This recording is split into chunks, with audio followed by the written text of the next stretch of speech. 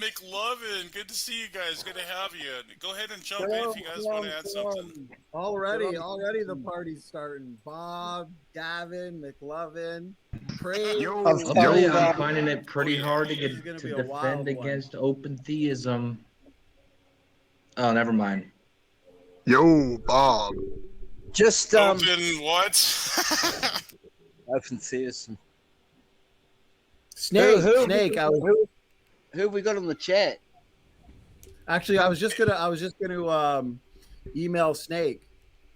Yo. Hey, what's going on, Snake? What's going on, buddy? Good to have you. I haven't seen Snake in a while. Last time we debated was like a month, 2 or 3 months ago or something.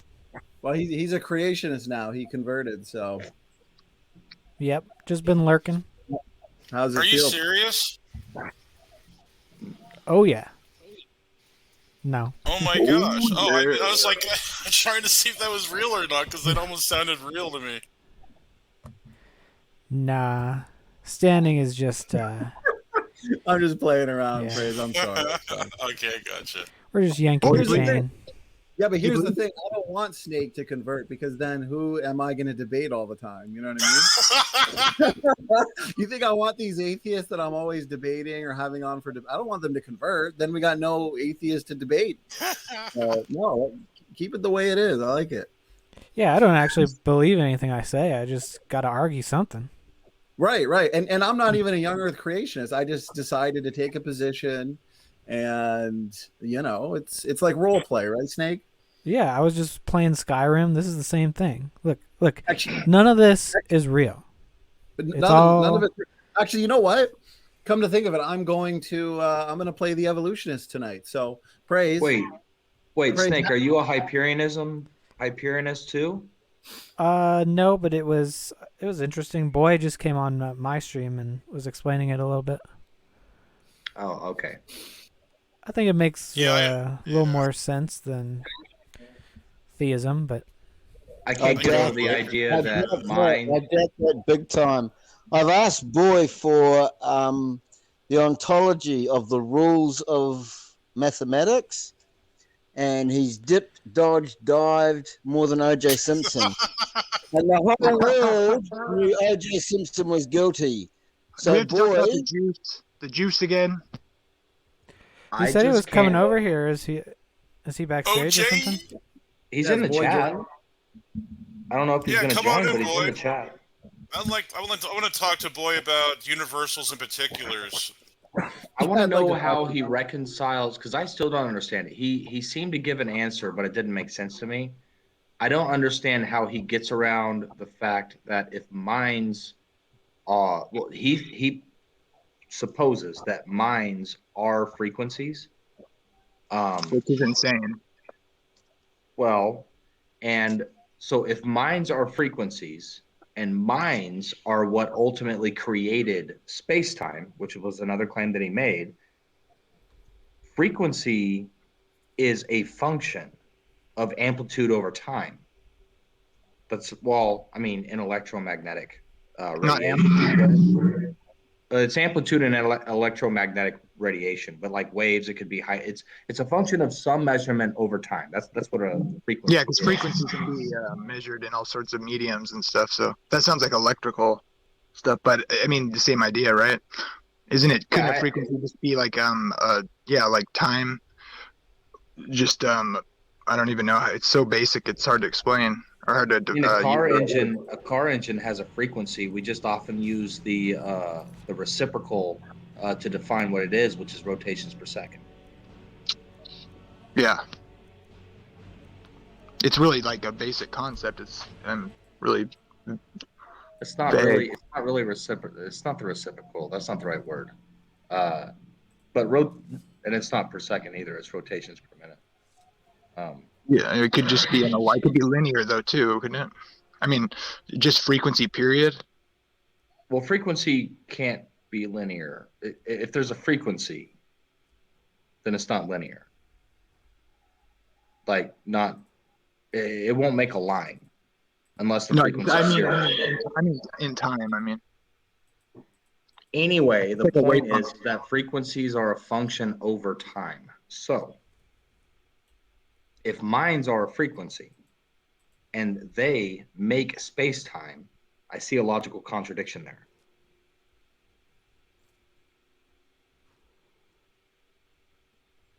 Yeah, Go ahead. I've had another contradiction too. He claimed that his pantheistic God had aseity. That's a contradiction of terms.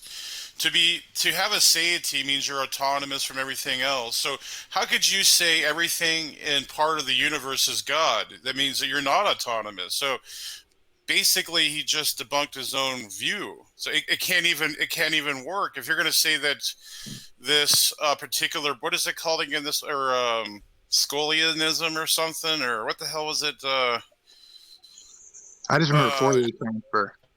What was his particular belief called again, boys? Hyperianism. Yeah. So Hyperianism can't get off the ground because it's a contradiction in terms. To have aseity means autonomy from the universe and the world in the creation. So I don't. Yeah, I mean that's a paradox right there. Wait, and how is about the Boy in the fact that back they're room? unconscious too? The unconscious mind before space-time was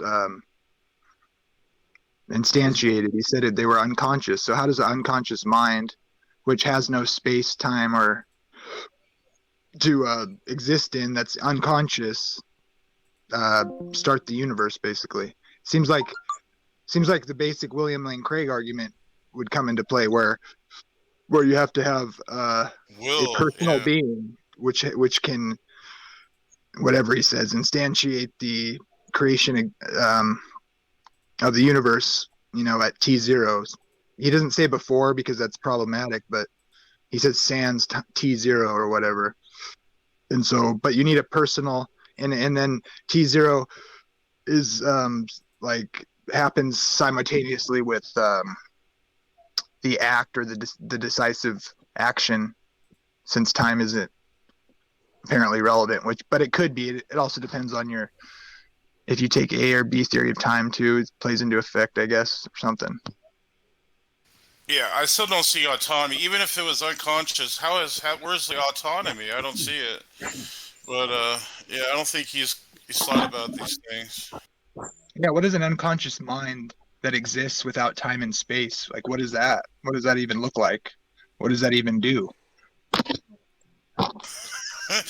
Yeah, what's the capabilities, like what is it capable of? If it's not capable of anything, then it can't instantiate a universe. Yeah, you need like all powerful, more powerful than the universe. You need it to be have a will and be able to make a decisive act. I mean, these are like basic First logical mover, yeah. First mover argument debunks that completely. So I mean, I actually brought that up to my last debate, the first mover, and he really didn't address. I like Boy though. Like he's cool. Yeah, he can talk. It's cool. It's 7. You can have a good chat with him, but I don't think he's sound. He just needs to come into the light. I think he's loony. He should come into the room. Messiah. Yeah, come on in, boy. I want to talk about universals. Another thing too is universals and particulars. I don't see how he can reconcile those in his viewpoint.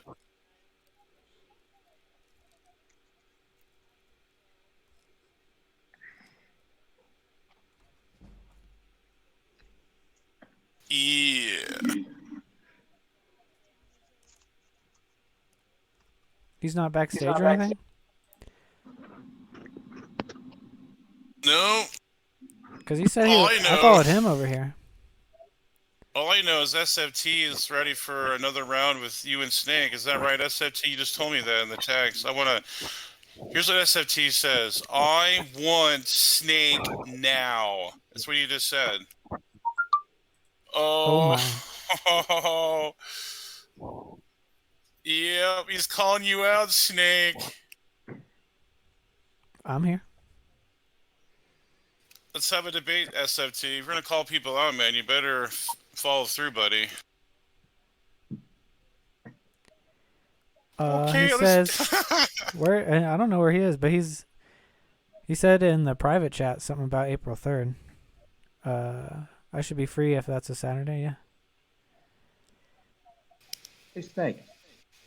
If God didn't create time, if he just is somehow, and, you know, for the sake of argument, we don't understand what that is. We could drill down into, like, we could, like, try to figure out what that might mean. But let's just say, for the sake of argument, that he did not create time. Would that change anything about your argument about him being nowhere, no thing, no when?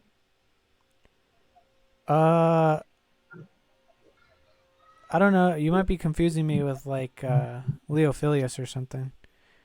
Because I know he makes that argument. Oh, wait, no. Never mind. Yeah, you might be right. If God was outside of time, would that change that argument? Is that what you asked? If he were not outside of time, if he just was. But he's existing in time. But he has no, like, point in time where he began? Is that what you're saying? Yeah, something like that.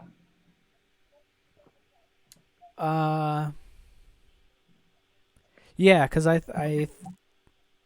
well, I don't know if that would refute the argument, because it would basically be accepting the argument, because you'd be saying, because the argument is based on the claim God is outside of time. So if you're saying God is in time, then there's no contradiction there. So I guess that wouldn't be a contention.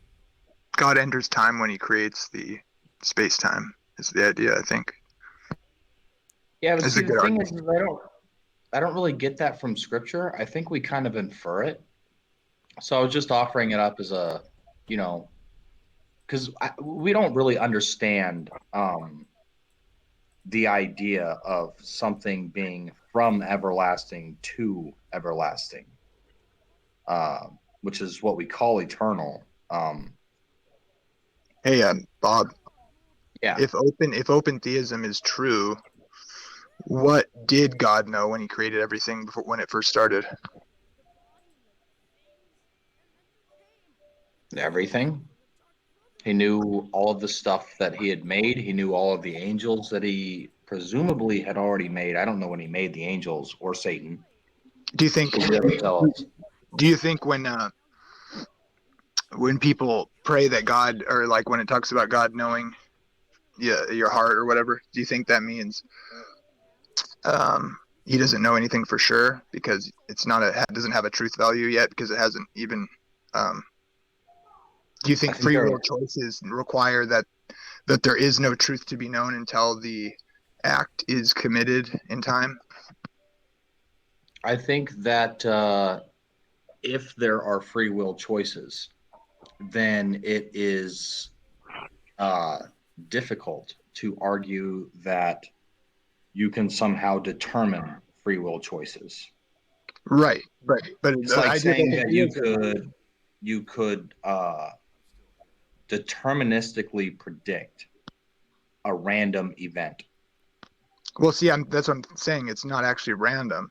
I think because if you're gonna say that God, like free will, requires that there is no truth of the matter that can be known, because it's essentially a logical contradiction. Because in order for it to be known and have a true value, it would be determined, is basically what you're saying. So if that's the case, then God couldn't know anything for sure.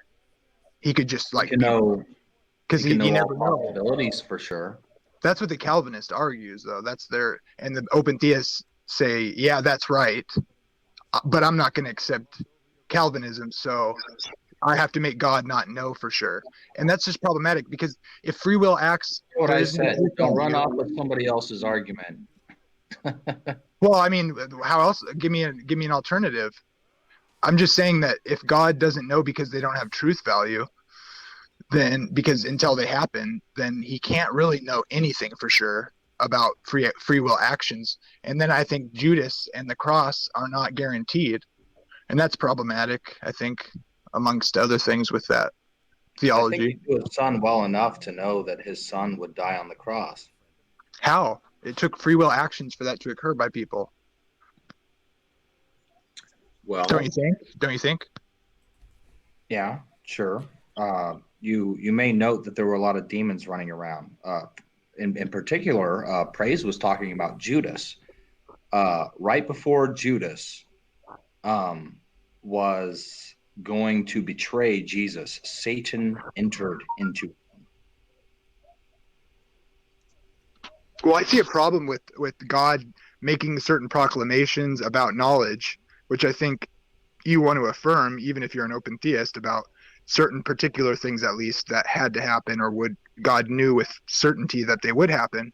But the problem with that is if open theism is true, then that means he has to kind of like brute force certain things to make sure that they happen no matter what. And how much free will is negated then if you're going to brute force make something happen no matter what, because other free will actions haven't, are going to be whatever they are.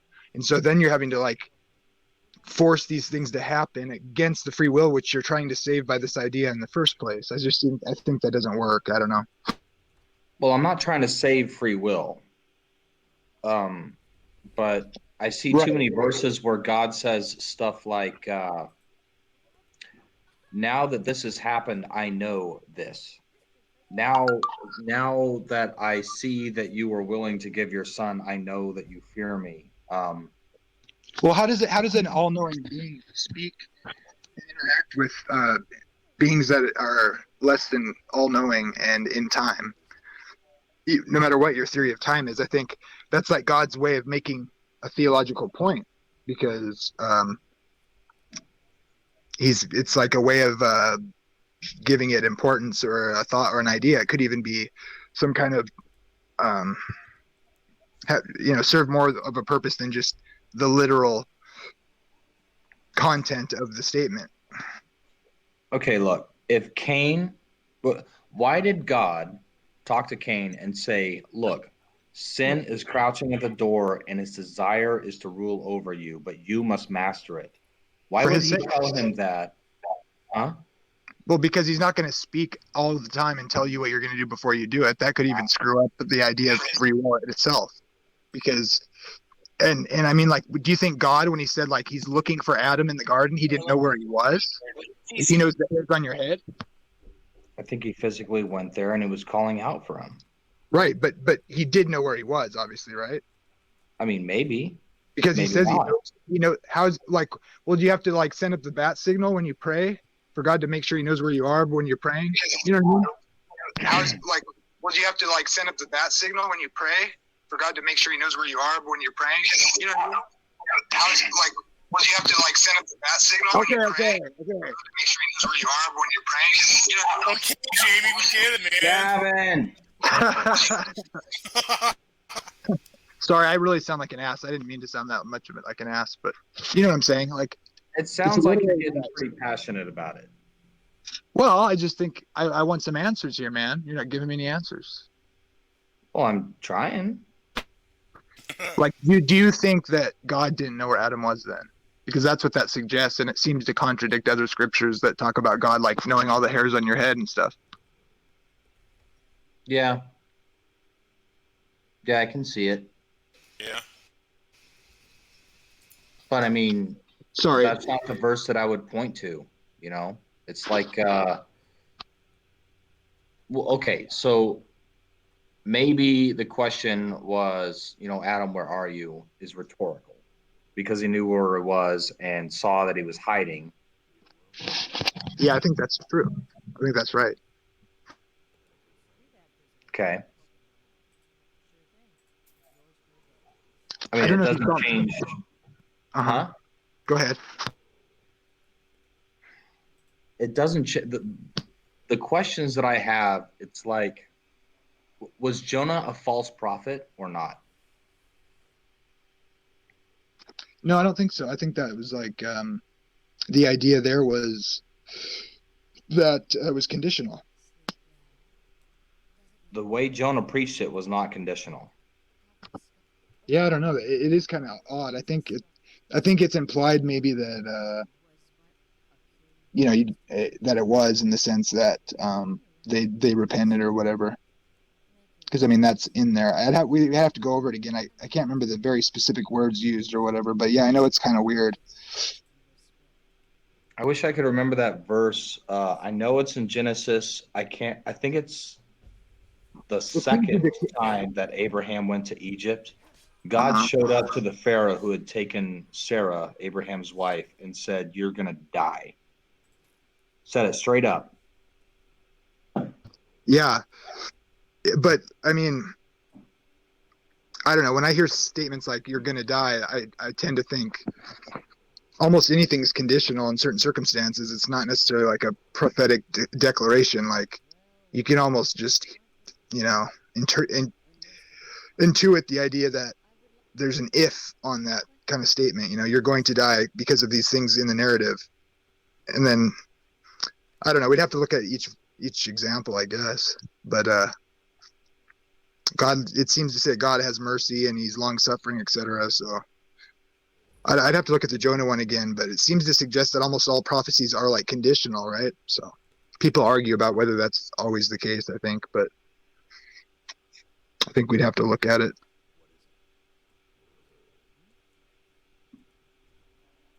I think with the open theism thing is you have to there's verses that if you take them all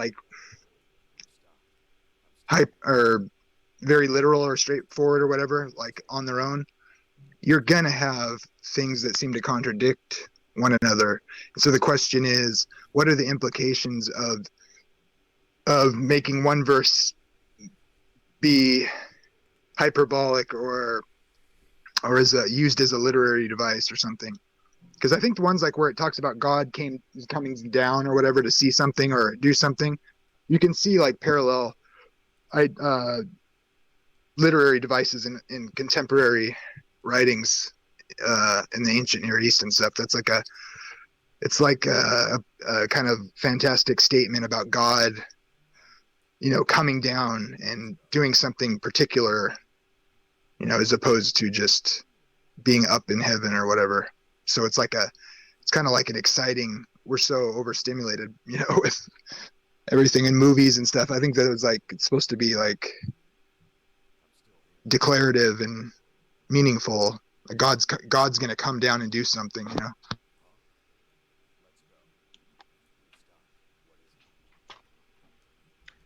I just think that when God says what he says, he's not lying.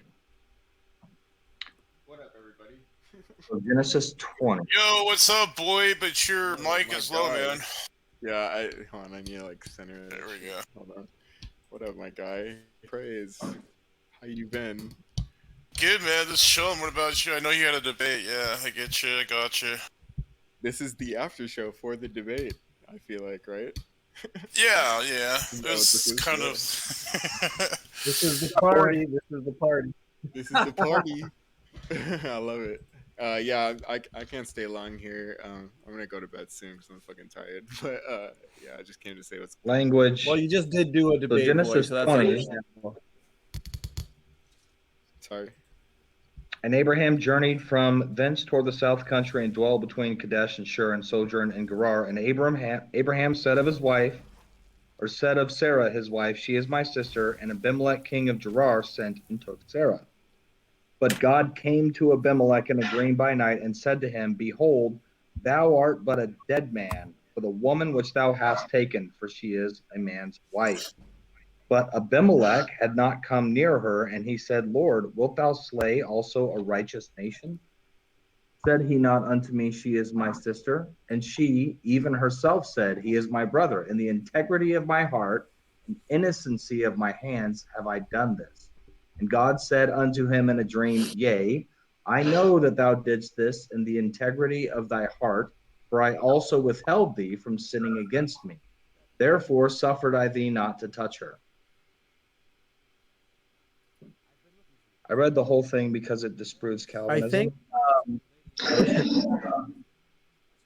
think maybe because Boy's here now, and he says he's only got a few minutes. Maybe we should go to the a discussion pertaining to the debate for a bit, or maybe points brought up into the debate, and then move back to this discussion later. Up to you guys. Well, you are an evolutionist, so I don't know. It's true. That's true. Oh yeah, for tonight, that's a good point. Wait, sorry, what? I just What? saw praises. So I think one of the things that got brought up was Yeah, if go ahead. if the Hyperion mind is made up of fluctuations that has amplitude, which is a function of time. So how is that responsible for the creation of time? Is that? Sorry, say that again. Wait, was that towards me? Sorry. Yeah, but I think our Gotha was the one who brought it up. Sorry, what did you say? Sorry, I'm like paying attention to too many things. I'm so sorry. Sorry. It's my question, and Snake was just reiterating it. Yeah. And it was for you, boy. What's that? I thought that was an interesting question, so I wanted to just bring What your was the attention back to question? that. Sorry. Argatha, you ask it since it's your. Okay. It seems to me that you claim that minds are frequencies, and that minds are the cause of space-time. My understanding is that frequencies are functions of time, so I don't see how a function of time could create time. Yeah, so like when we're talking about Hyperianism and ontological mathematics, a lot of the vocabulary that we have today in the space-time domain needs to be kind of sort of like relearned. So like when we're talking about like frequency information, that doesn't inherently like mean there's time. In fact, like if you if you talk to like, let's say like an audio engineer about frequency, they'll tell you that just a frequency is just like the rate of oscillations per revolution, which doesn't innately like talk about time at all. Revolution So does. from no, like a revolution just means like a full circle. It doesn't have anything to do with like time. It just means you're completing a full circle. No, That's like revolution means that's like what to wave. turn, to move around. It's either it's revolution is spin. Spin is Yeah, don't you need at least inherently dependent on time.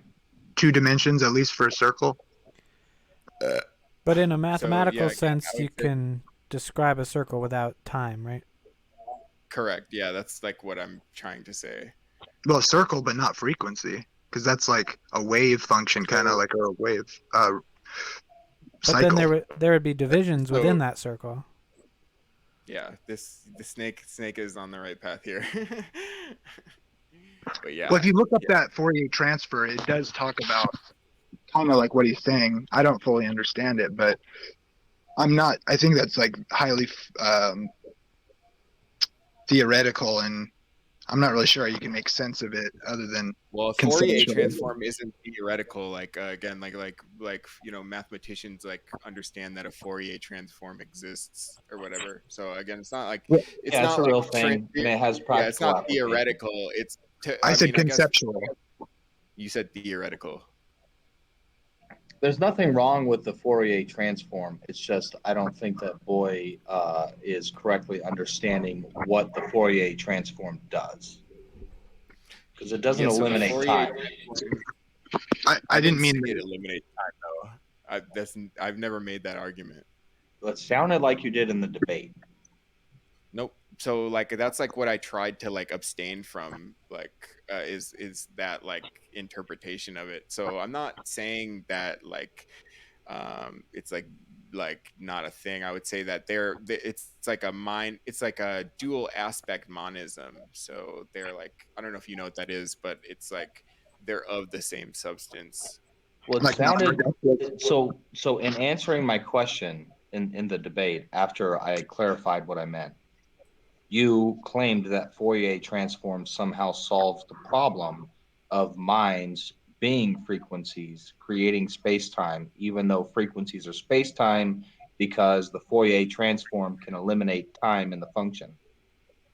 No, that's not what a Fourier transform does. But like, I and know. also like, Right. So like, and also like you again, you assumed that frequency is like spatial or whatever, inherently spatial, and like what me and Snake are trying to say is like they're actually not. I don't say that they're inherently spatial. I say they're inherently time It, dependent. yeah. So that, I mean, that's the same thing, I guess. Like you're saying that they're inherently time. You cut Jamie, you're out. like, I mean, me and Sake are trying to say that they're not inherently time based. Like when we talk about frequency, again, it's not, there's no inherent time like equation in there. So when we talk about frequency, it's just about the rate of revolutions. can you show me an example of something that is a frequency or a calculation of a frequency that does not involve time? And I don't see how you make that into a mind. It's like a really simple wave. So Euler's formula does that, but yeah, the like when we say mind, I think a lot of people are kind of hung up on like it being like this, I don't know, like conscious being or whatever. I mean, mind is just like an intuitive way to like say like this is this container of all possible like information, and that it expresses itself in different ways.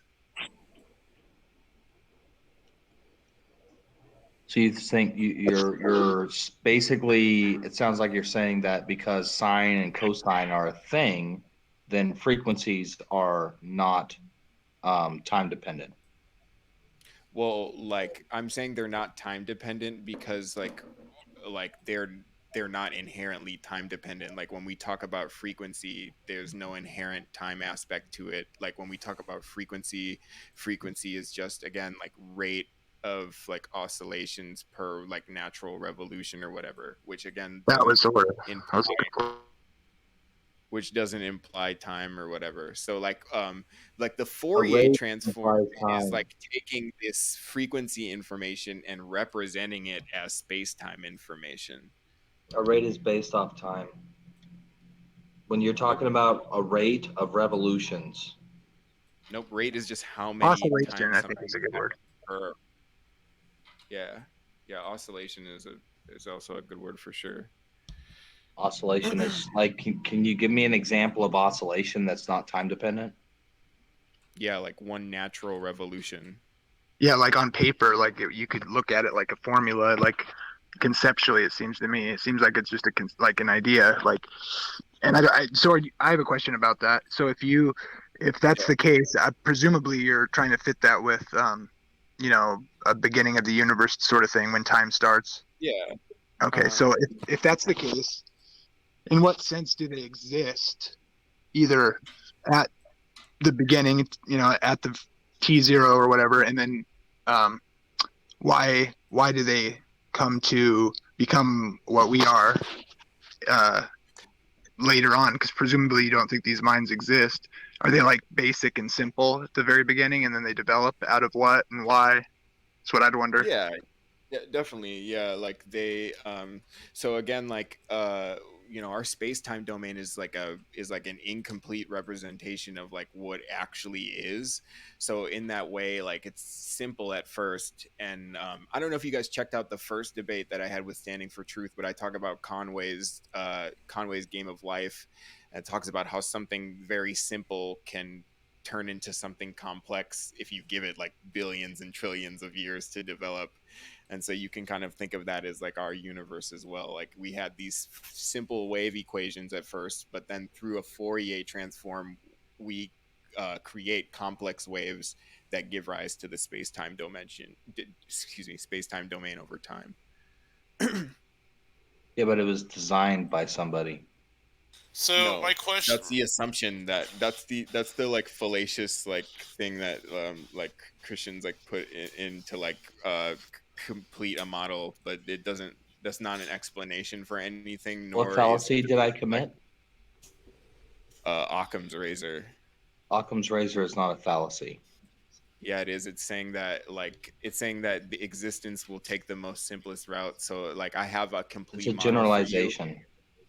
It's not a Nope. fallacy. Yes, it is. No, it's okay. Show me a def. Well, okay, let's look it up. I think it's just a principle. Like if you can explain something with more simple terms, it's preferable. That's how I Yeah, so understand it. if you do the opposite of it, that would be like fallacious, right? Because it doesn't help your argument or whatever. It It's would But I only don't think fallacious if it's actually committing a fallacy. So Occam's razor, or law of parsimony, is the problem-solving principle that entities should not be multiplied without necessity. Are you saying that I did that? That I multiplied entities without necessity? Yeah, like I gave you like an complete model of the universe, and then you brought like God into this, like a Christian God into this, which adds like attributes. Yeah, I just debated Did I? fighting back over this. Yeah, you did. You said you know, something intelligent must have made this or whatever. You're like implying that the, you know, the Christian God or whatever, No, you were which is talking about the cool. game of life, and I was stating that the game of life was made by an intelligent person. Right. So you're talking about the Christian God, are you not? No, I'm talking about the fact that You're the not game of talking about life was. I'm talking about the so fact that serious, bro. I'm talking about the fact that the game of life was made by a conscious person. Yeah, Yeah, you're talking about that's the Christian God, right? Or no? well, we're What? more like trying to do an internal critique on your view, basically. But the idea is like, how do you get around the idea that you need some, like for instance, whatever it is that you're going to suggest um, instantiates time and space that obviously Mhm. happened at t0.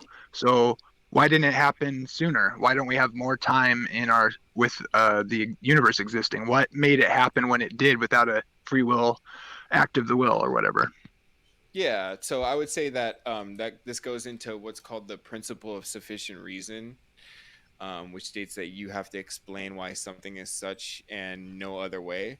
So I would say the reason why the space-time domain exists at the time that it does is because like it's like a necessary truth. Like it's necessary for the space-time domain to be created. That's just like a natural way A that brute these fact. wave particles.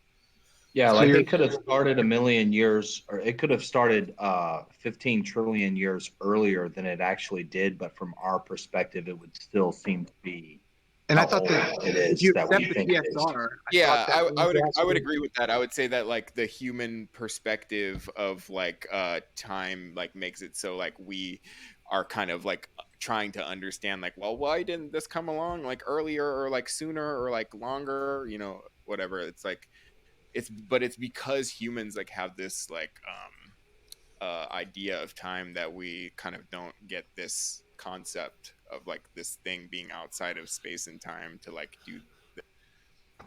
Yeah, but what's the sufficiency of your model? Because I thought the PSR requires that you're trying to basically have some sort of ground to the Yeah, existence of contingency. definitely, and the source formula gives us a ground of that. Like we say that these wave particles have a satiety, and then we go on to explain how these wave particles give rise to the space-time domain. I mean, it's really like Christians that need to start. I mean, it's really Christians that need to give me a complete model for like you guys to Well, there's be. multiple. Well, yeah, we There's can many models. respond to a couple ways. So you've heard the Grim Reaper paradox, boy? No, go ahead. So, like, the Grim Reaper paradox shows that if you have an infinite number of conditional realities, that it'll remain infinite, and it's an we call a ad ad it's an ad hum a It's hum like the humcul it's a infinite regress argument. yeah it's a homunculus. It's hard to say the word homunculus fallacy. It means that Homunculus. nothing. Yeah, homunculus. Yeah, is that how you say it? Yeah, whatever Yeah, the it's homunculus. yeah, becomes, well, it's a fallacy because you're not going to get anything that has any benefit, like any ontology to it. So you need something ontologically superior to that to instantiate something. So you need something that's unconditional, basically, to instantiate something else. So, and here's the problem: if you can you tell me the difference between universals and particulars. This goes in line with what I was just saying, that with the Grim Reaper paradox. Like universal truths. Yeah, so you had universals and particulars. Like, let's say a store is a particular. So we have universals. We can call things like stores. They seem to exist. We call these particulars. But then there's also things that are binding, that are like they're immutably binding. They don't change throughout time, like the law of non-contradiction. Yeah. I would definitely say that. So like Hyperianism definitely doesn't run into the infinite regress problem, because these mathematical points like have aseity. I think I covered this in the debate. So yeah, there's no infinite regress there. And then as far as like particulars and universals, like I think like, you know, that's like another way to say like, you know, how do we define necessaries and contingents? Yeah. Contingent truth. Yeah, and I would say that, you know, Christianity is the contingent truth, and that Hyperianism is the necessary truth, given the principle of sufficient reason. Like there's no sufficient reason why the Christian God like exists, but there is a sufficient reason why Hyperianism's mathematical mind like is the complete model. There's a problem there. If you accept the PSR, you're saying there is no brute fact, and you're saying there has to be a sufficient reason for any explanation. So if that's the case, you still haven't given us a reason why the Fourier transform instantiates reality at a given moment and not some infinite time before that. What is your deductive argument that Hyperianism is true? The Euler's formula. That's not a deductive argument. Do you have a deductive argument? Yeah, that Euler's formula is a deductive argument. It's a logical. I think it's Euler. That doesn't prove Hyperianism. Yeah, look, that's really weak. That's really weak, boy. I asked you, what is the ontology for the rules of mathematics, and you answered with Euler's formula. So you can explain to us now how Euler's formula demonstrates that Euler's formula is the ontology of the rules of mathematics. Yeah, that sounds good. It's Euler. But I just had to say something really quick. That's not the PSR. The PSR only states that it requires an explanation or fact, and you cannot have any. In fact, that goes against you, boy, because it says the PSR rejects any brute facts. It means that there's only contingencies, and there's an infinite amount of contingencies that can be explained. So if there are no brute facts, that's not a correct interpretation of the principle of sufficient reason. The principle of sufficient reason states that no fact could be true unless there's a sufficient reason why it is thus. And Hyperians, we actually take the principle of sufficient reason and we go a step further, and we say that there is, you know, it's not even just okay for something to be plausible. We need to know that it exists in the way because no other thing, it can only exist in that way and no other way. So this is like part of the reason why the Hyperianism beats Christianity, is because you guys stop at like the surface level interpretation of the principle of sufficient reason, and you guys. But we don't rely on brute facts, though. So. Wait, how so? So when I say, I mean, I would say like relying on brute facts is rational, and we should rely on facts to make conclusions. So you're anti-PSR, like, see? That's not anti-PSR. The facts are the reasons why it is thus and no other way. That's the only way you can prove that something is such and no other way, is with facts. Where do we stop? Are you going to keep dodging my question about Euler's formula? Sorry, I'm not dodging your fucking question, bro. Yeah, somebody said something. Like, yeah, I interrupted. So, boy, I asked you, what was the ontology? I heard what you asked me.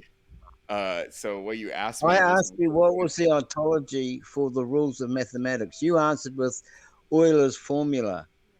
Yeah, now, that's a correct answer, by the way. You explained to us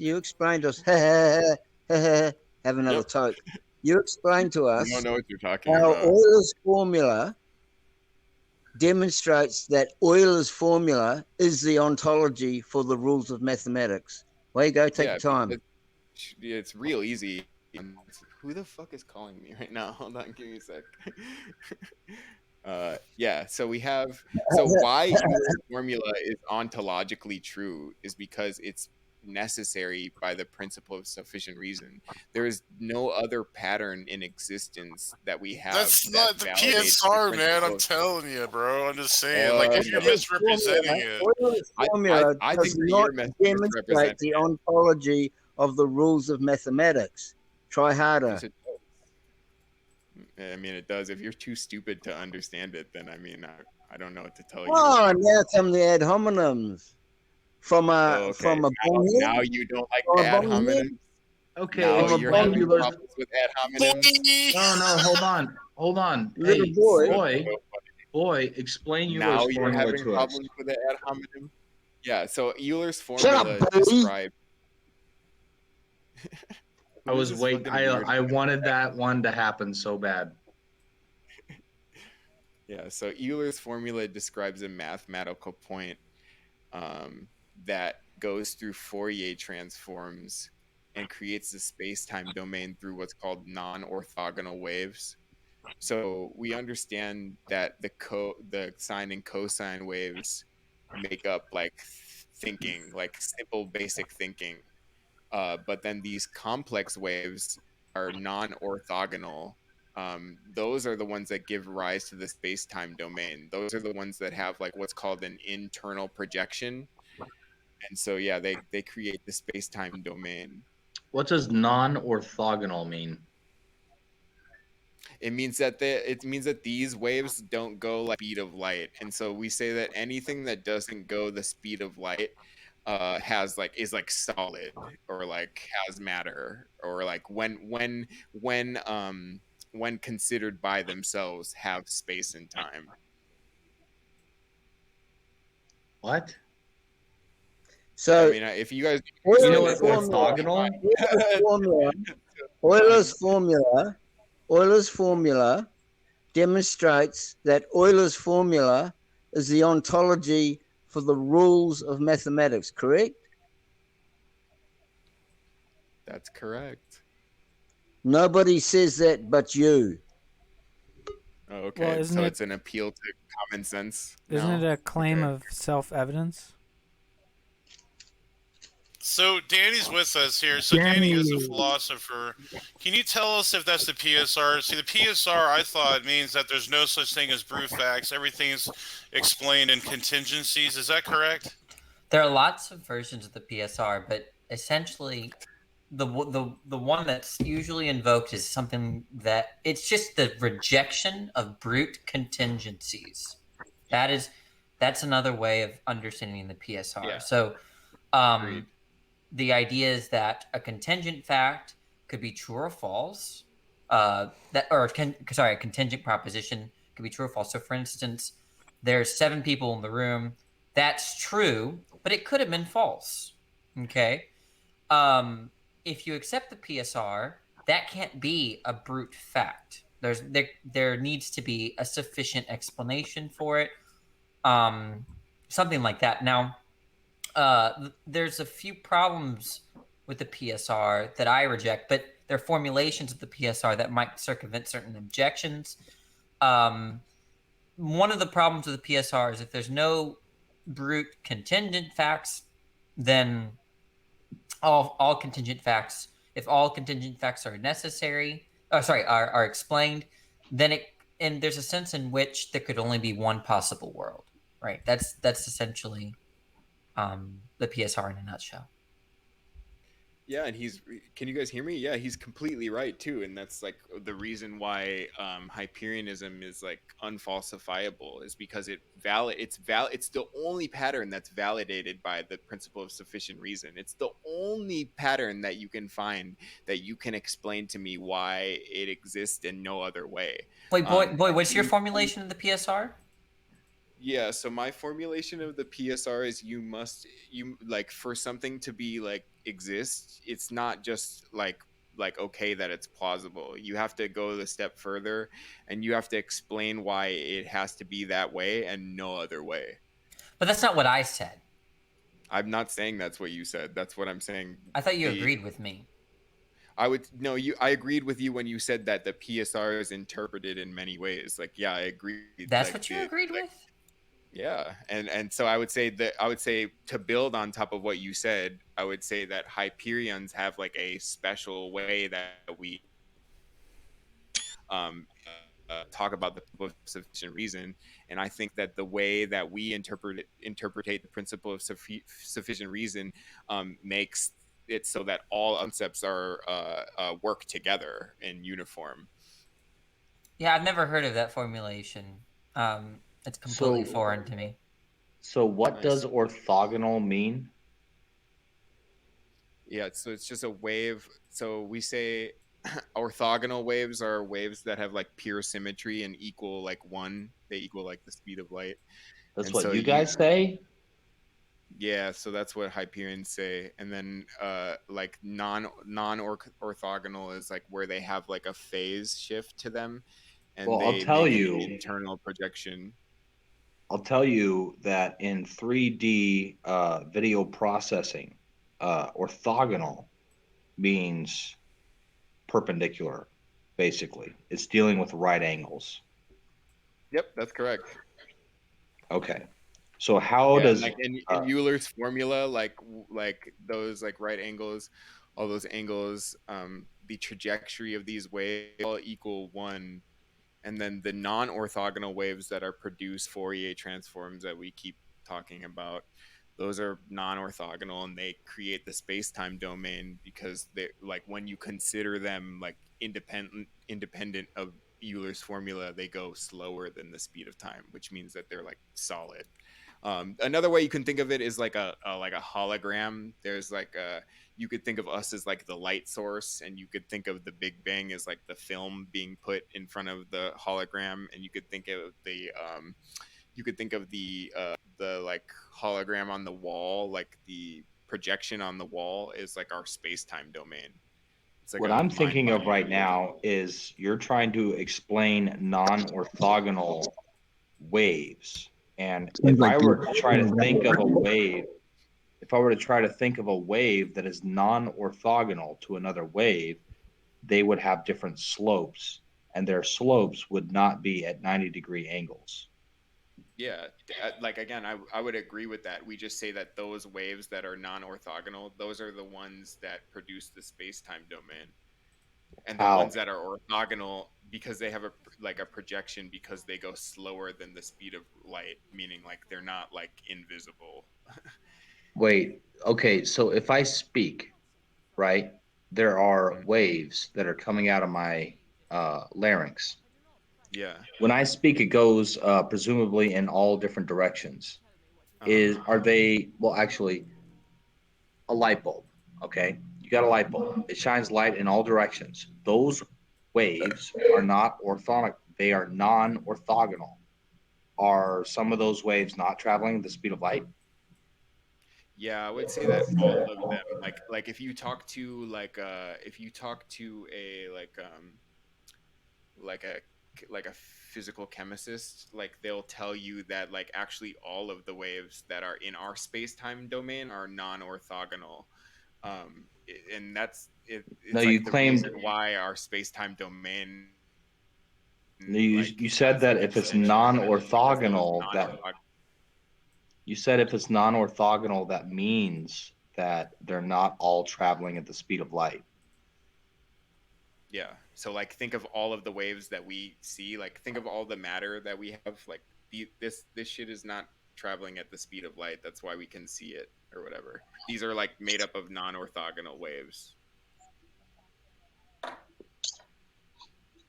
I don't think that makes any sense that's at all all. the time I got for today, my guys. But if you guys want to email SFT, that'd totally cool. I would love to debate you guys like one-on-one, and we can get like a more like you guys can like attack my like position like as hard as you guys want. Like I'm totally up for a one-on-one. So yeah, go ahead and email SFT, and it was nice talking to you guys. And yeah, thanks for coming in, man. Tired. Yeah, I'm so tired. We're gonna head to sleep now. But yeah, have a good one, guys.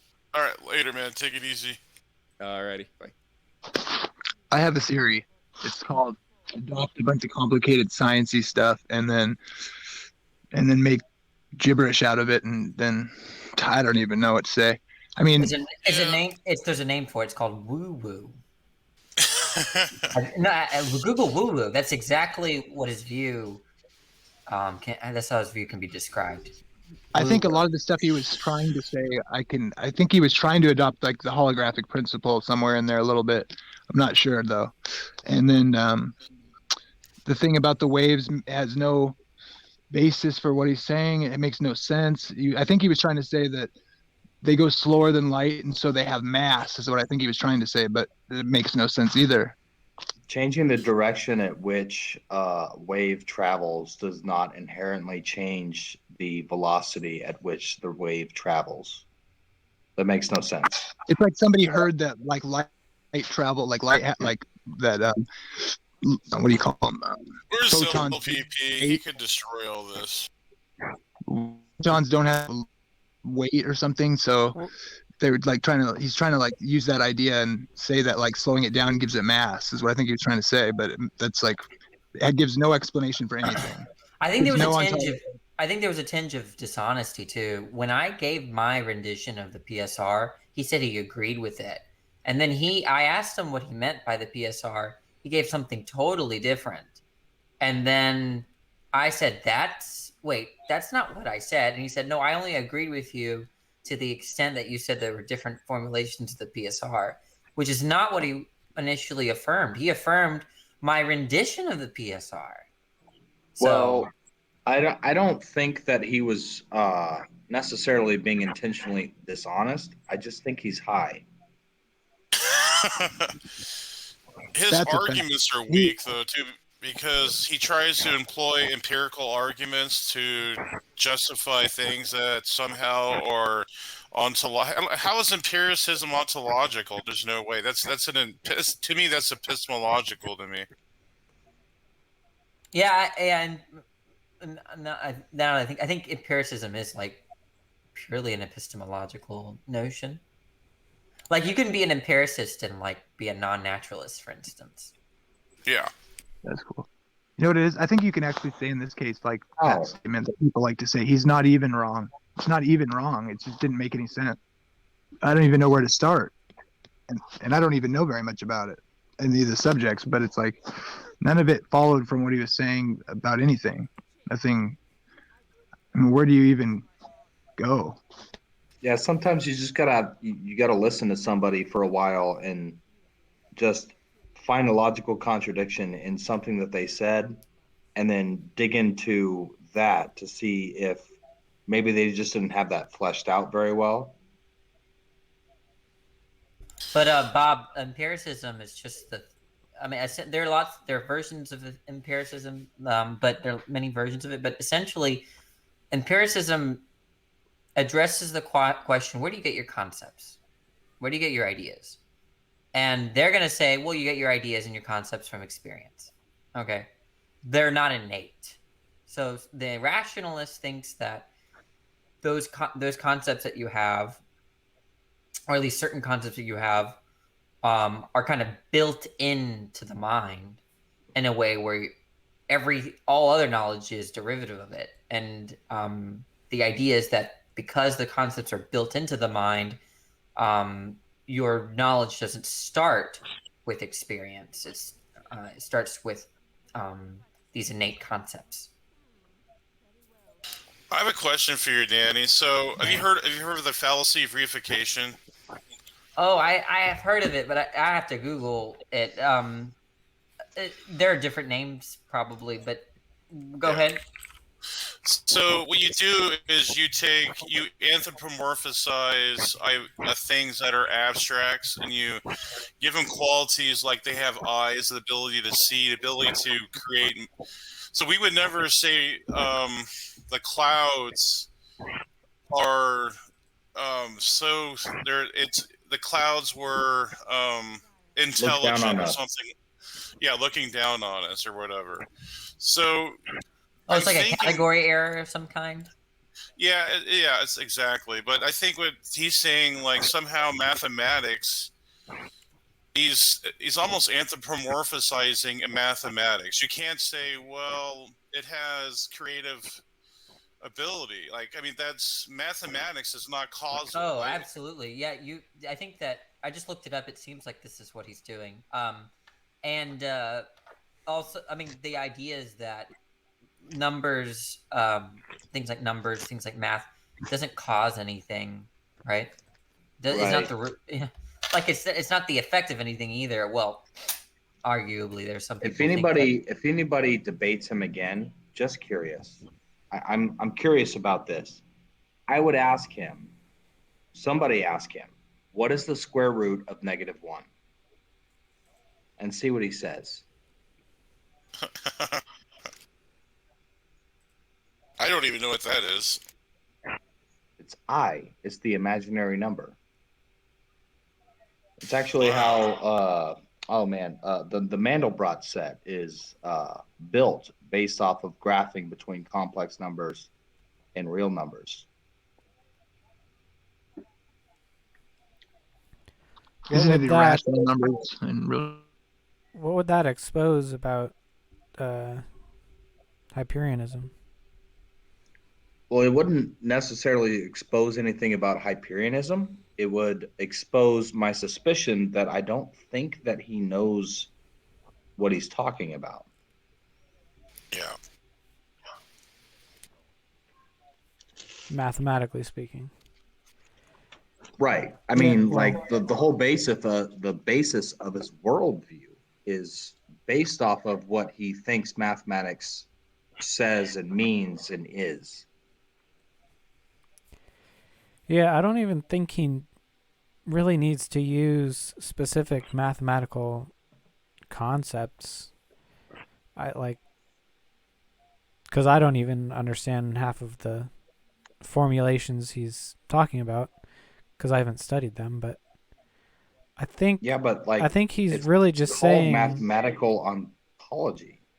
Yeah, so I would want to see like an equation or something with what he's trying to calculate. But from what I was understanding, I was talking to him earlier,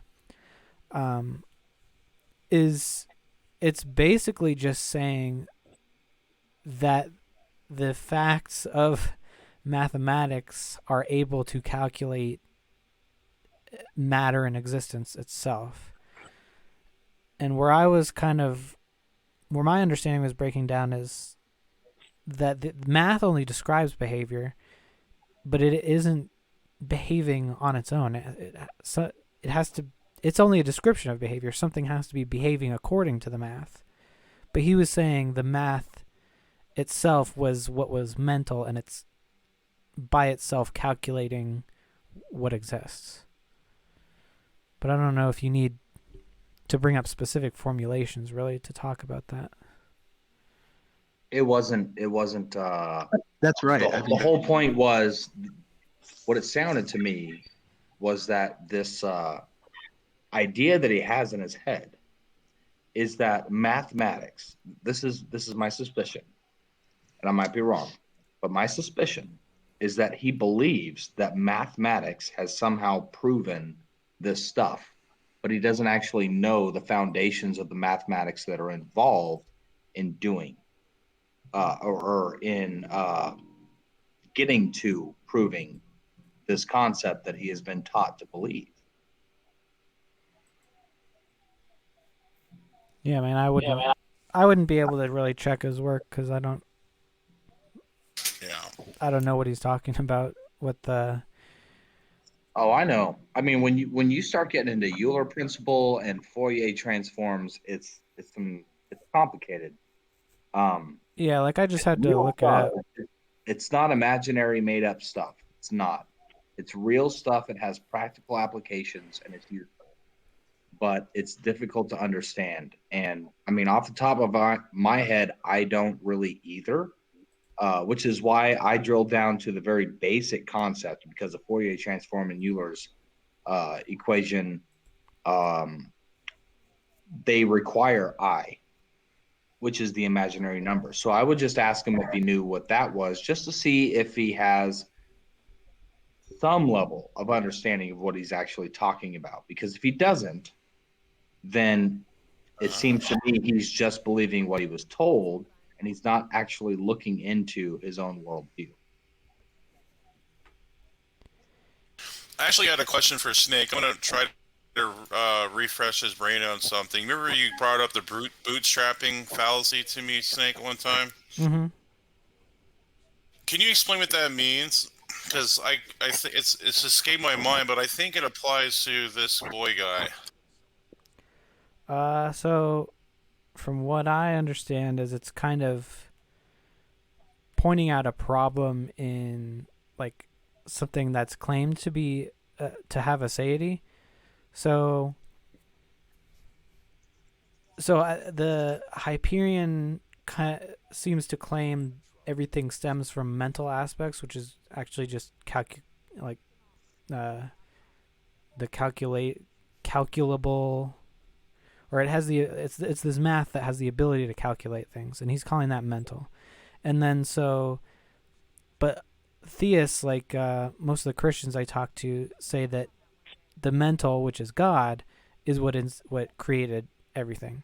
So the bootstrapping problem would be, I don't think, it doesn't apply the same, at least, to Hyperianism and theism, but so the problem would be mental aspects require these attributes that are being created supposedly by the mental. So it becomes this circle. So if logic and causation and time and reality are created by the mental, well, that's the claim. Those things are being created by the mental, but the mental needs those things to exist in the first place in order to operate. So it becomes this infinite circle where it's pulling itself up by its bootstraps. I appreciate that. Thank you. Yeah, I think that It's sort of circular reasoning. Yeah. Well, there you go, people. So next time, bring that up to him. Whoever debates him next, bring up the bootstrapping problem. Bring up the fallacy of reification. Lena says it's a causal loop, and I think that is the simplest way to define the bootstrapping fallacy. Yeah, that's a good way to put it. I'm not sure it applies to his version. Well, I guess I don't know. It depends on what you mean by mental, because he's not really talking about something that's aware or that has a personality, like an actual mind, but he's calling it mental. So I don't really know why he calls it mental. So I would have that problem with a conscious mind. The problem I have with the math being the foundation of everything is the math has to act through something. It's not actually doing anything on its own. It's a description of the behavior of something else. Yeah, there's that too.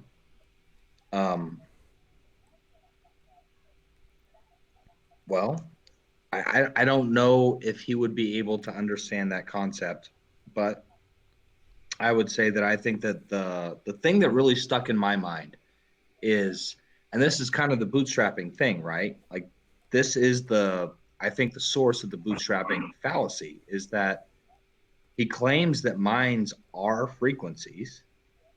Frequencies are all based off of time. All of them are. I can't think of an example that's not.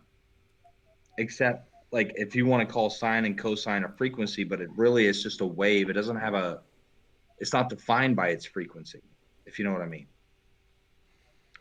It's a mathematical, it's not even a formula.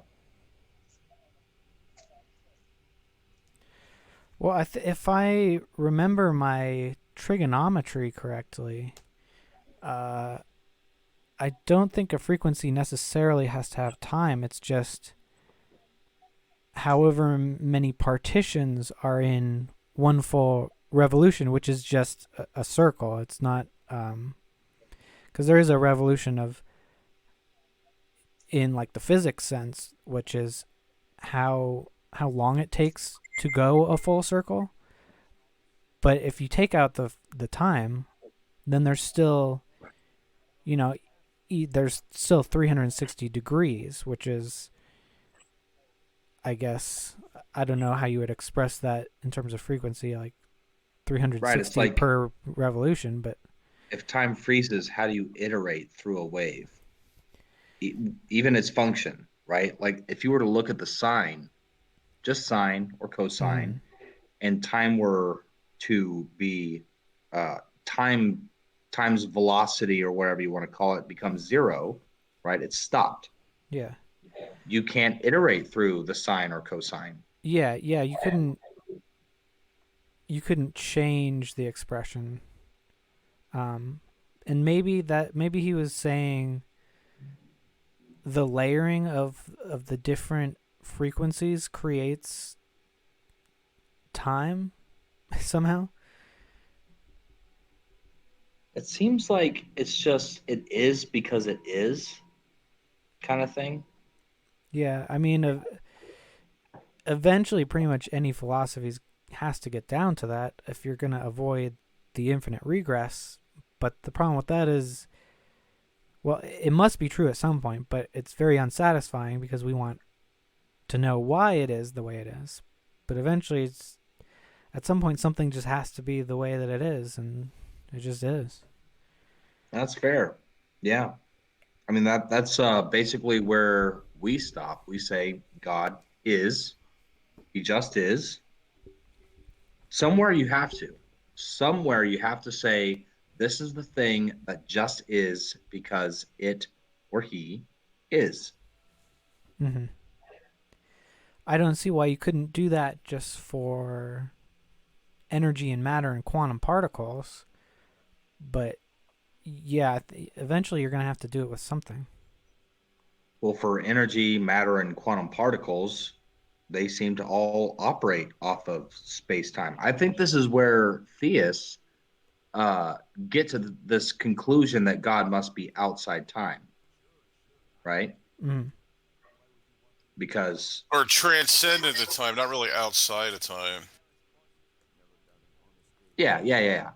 So like he created time or something like that. Because I mean, we look back in time and we see that everything that happens has some cause for why it happened. And we can't fathom something that didn't have a cause. Except What for is it? God, which to me it makes more sense that something unconscious just exists as a brute fact than something that is conscious. Well, the problem is if it's not conscious, then so it's like this is one of the arguments for whatever it is that created everything being personal is that if it didn't have any decisions or anything, this whatever this ultimate thing, but it's not a person, how could it ever make the choice to create? How could it ever like let's say the Big Bang is true, and there was this thing that caused it, this ultimate thing, right? But it's not. It's let's call it God, but it's not a personal God. It's an impersonal God. If it doesn't have choices and decisions or something like that, then how does when do you see what I'm getting at? Like, how can that be that it would make the choice to change the state at which everything was It's called the first mover what it is doctrine. now? Yeah, I mean, I don't think it needs to Unmover. have a conscious choice, but something would have to cause it. Whatever the first cause, something would have to cause the second thing, which would be the first cause. But is the first cause something that didn't decide to cause it? Well, it could simply Seems like you just need be agency. that way. But agency doesn't seem to solve the problem either, because Well, how you could ask how right? does a mind even exist, let alone Sure, make a sure, choice? but if it's not consciousness or whatever, that's how the argument goes. I think is that whatever, if it was a natural type thing, it would be whatever was present to trigger it would have been present, and that would have been the first thing. And then what caused that to trigger to cause the next effect? And so the problem is you almost need like an unconscious mind to be like truly free to make an action of the will. I thought, but it seems like actually the most, I don't know what the word is, the most parsimonious or something. It's like, but I mean, that's a mystery in itself, I suppose, because like what would cause the being to choose when it does, I suppose. But it does seem like an act of the will is the only thing that you could even make sense of to say, well, why didn't it do it before, but it's doing it now? If all needed, prerequisites were available or whatever, seems like it would have triggered it automatically already at some point in the past. And how do you get out from under that? I've never heard a good answer to this. Well, it could be the case that the first cause is a set of things, and even a set of identical things, but if there are multiples, they could interact with each other in different ways, and thus have a cause through their interaction, and matter would be emergent from those things interacting. Yeah, see, this is the problem, right? We're trying to drill down into what could it possibly be other than God, and it doesn't really seem to make sense. It has to be intentional. And you can't have anything random, because then it just becomes an infinite paradox of unintentional things. Like at some point you need something intentional or qualitative for anything to amount to anything. Well, I would agree with qualitative, but the problem with intentional things is intent requires a mind, which requires not physical parts, but different concepts or things that are interacting with each other to create thoughts. Because a thought is a complex arrangement of ideas. It's not just, a mind isn't just a single quality. Well, I mean, that's our perspective, because from our finite perspective in our capacity, yes, that seems true. But if there's an eternal mind that's unembodied and it's not handicapped by anything, that it doesn't need to think. It just is. Like, it doesn't. You know what I'm saying? Like, everything is causal with us. Like, condition. Like, everything is, contingent. That's what I'm looking for. Yeah, it's everything is contingent with us, but with a non-contingent mind, it doesn't need to think because it's not contingent. Well, at that point, why even Something call it a just mind if it's not thinking? Good. Something is, right? Yeah, it necessarily thinks. Like, it doesn't need to think on something or ponder. Danny's going to rain on our free will parade of God's libertarian free will and tell us why you can't be. What do you think, Danny? Yeah, there's a lot here. I mean, what's the question is whether there is a first cause. We're trying to solve the infinite regress. And its relation to like free choice, I guess. Yeah. Whatever that means. Well, first of all, are we saying that if there's a cause, what features does that cause have to have? Or are we bracketing the possibility of a universe that has existed past infinite? I think we're saying that the universe has a start, and how do you avoid infinite regress? And wouldn't anything besides a free act of, or like a free agent's decisive act, like the only sensical thing to posit for why the universe can't be an infinite regress, and why all the evidence points to that? What else could really make sense of that fact without being like, I think, causal agency? Well, so y'all want to say that an infinite number of events, or an infinite set of events prior to the one here, that's impossible? Are we just bracketing that? The unmoved mover, that's what we're getting at. Okay. Yeah, because we don't have endless days before this one, because we never would have reached today. That's kind of the argument. But yeah, that does presuppose the A theory of time. And so on B theory, that problem doesn't exist. But I don't really take a position on A theory or B theory, but I do agree with you. But that would still require the old most sublime question, wouldn't it? Why does that exist at all in and of itself? Yeah, no, that's true, right? That there would be a further question about, okay, there's an infinite set of events. What explains, you could still apply the PSR to that, but it's just no longer the sort of cosmological argument that Craig is running.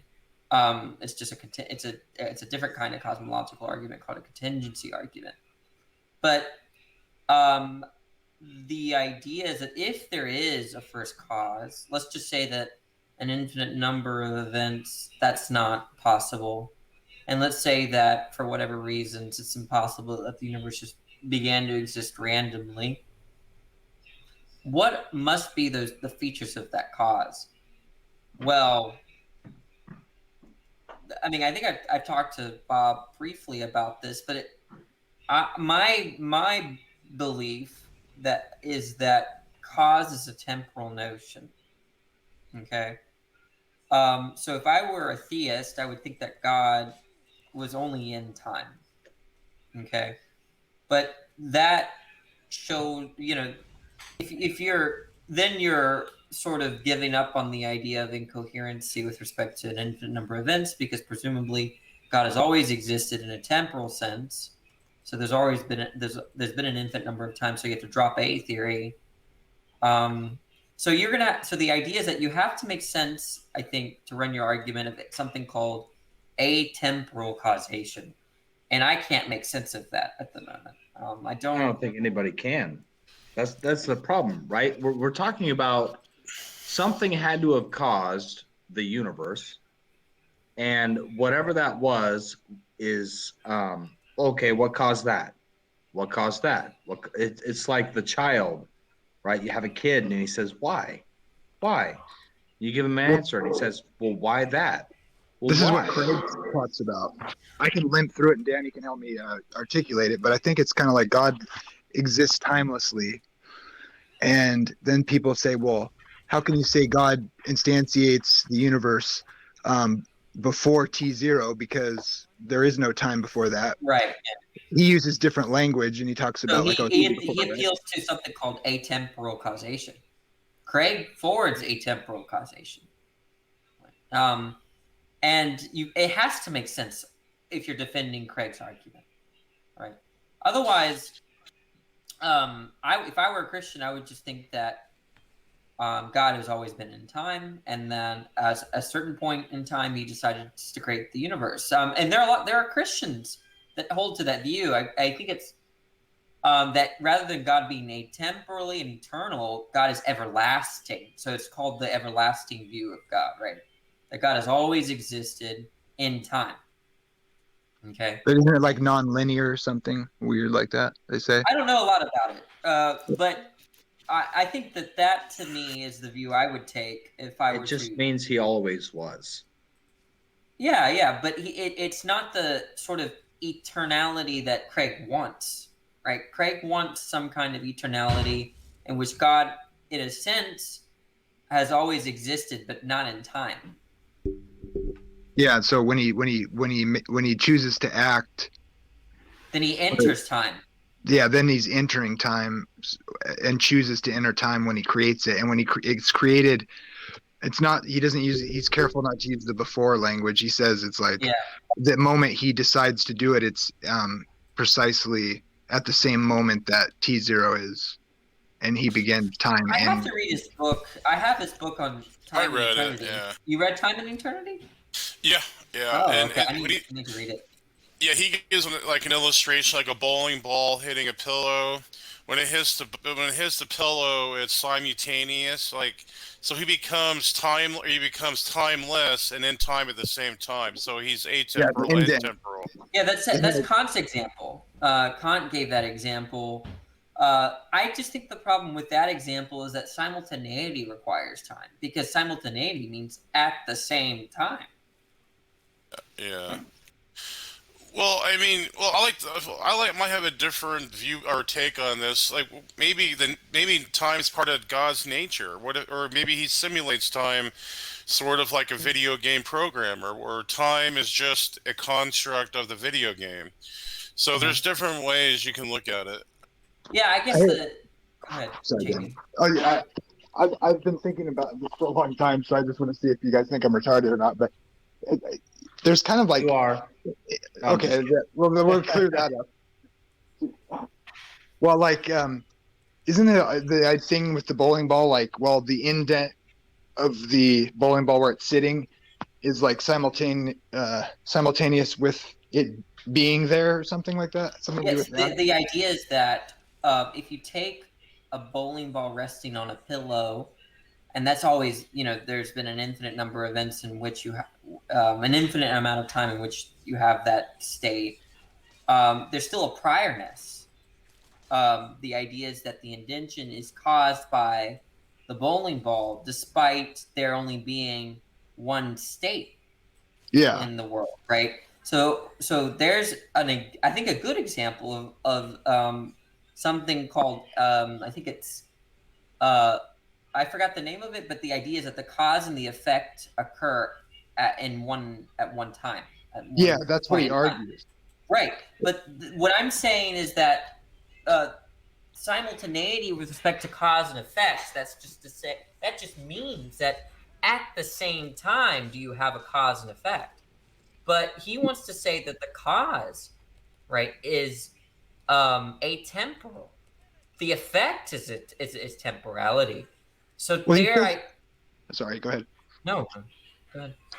Yeah, I think there may be a problem there. He seems like he says that when time starts, or T0 is the same moment that the will is enacted or whatever, but maybe that still requires time. I wanted to ask you, where is the man when a man jumps off a bridge? Where is he when he jumps? Yeah. So you're saying that if the cause is in time, I don't really see a problem. Okay? If the cause is in time, I don't see a problem. But Craig is making the claim that the cause is not in time. Right? That's the whole point. That's the whole that he's what? Never mind. Yeah, he appeals to atemporal causation, and only because he thinks that the cause is not in time. Yeah, wow, I didn't know that. But where is the man when he jumps? Where is he? Well, he's not jumping, right? Right, he's not on the bridge. That's after he jumps. If his feet are still on the bridge, he hasn't jumped yet. So where is he when he jumps? But I would just take that to be a loaded question of some sort, where the presumption is that he's jumping. Of extending his legs. Yeah, but if you haven't left the bridge, you haven't jumped yet. And once you're in the air, you jumped. Right. So it's like asking, what time is it when there's no time? Well, I would say the future kind of kisses the past, and like the present moment. How long is the present moment? I don't know. It's just, is it a conceptual problem? I don't know. Is it just a loaded question? I don't know. I'm fine with maybe this summer I'm probably gonna read Craig's book, and then we can talk about it more in depth, because he has some nuances. For instance, I think he has two different notions of time. To put it simply, I think there's a notion of God's time and then like the time that we're in right now. Right. So I haven't Yep. made sense of that yet. So I have to look and explore that to see what he's saying there. Yeah, I need to too. But if so, that might make the whole thing work. I'm not so sure. But until I understand that, I'm kind of stuck with the view that the whole simultaneity thing is not going to work. He does. They both, him and his people that take a different view. I remember him saying in a thing I watched, none of them seem to want to like conceptualize God's eternality prior to the creation of space-time as being like linear or whatever. So nobody wants to argue, it seems, any kind of like infinite regress for God in his length of days or something. They all seem yeah. I think I'm unsure why people are so hesitant to take that view. Like, I like the everlasting view seems to have less problems. I just don't really see a contradiction. I think it's the problem is the same reason they reduce, or the problem with like God having infinite number of days kind of causes the same issue with infinite regress and being able to come up to the present moment. Yeah, you would. I think you would have to drop the A theory. That might be true. So if you want to keep A theory, then how are you going to make sense of everlasting and the fact that we're in at this time index, right? I agree with you. I gotta go to bed. Good night, Bob. All right, Bob, man. Thanks for coming in. God bless. Shalom. God bless you. 1 Corinthians 15, 1-4. The gospel by which you are saved is that Christ Jesus died for our sins according to the scriptures. He was buried and he was raised from the dead according to the scriptures. Is that, Amen. Is that like a farewell? Yeah, that's his farewell thing. Okay. My thing with that question about the man jumping, because I've like laid up thinking about this, like kind of weird, all sorts of weird ideas you can like take from that, because technically it seems to me that it is true that if he's still on the bridge, he hasn't jumped yet, and once he's in the air, he's jumped. So like, what does that say about time and just that idea? Like, it seems like there's something wrong with. Well, let me understand the analogy. Oh, go ahead, Snake. Well, it's kind of the imprecise nature of language, and trying to describe a process is one thing. I think you could describe a jump with math without any problems, but the fact that we just call it a jump is not really fully descriptive of reality. So just because it's a language problem. It's true, but we still, like, everything is based on that temporal thinking. I mean, yeah, we do consider something like an act of the will, but then when you try to like pinpoint it, and it's like, you know, how long is the present moment, and is there even a present moment?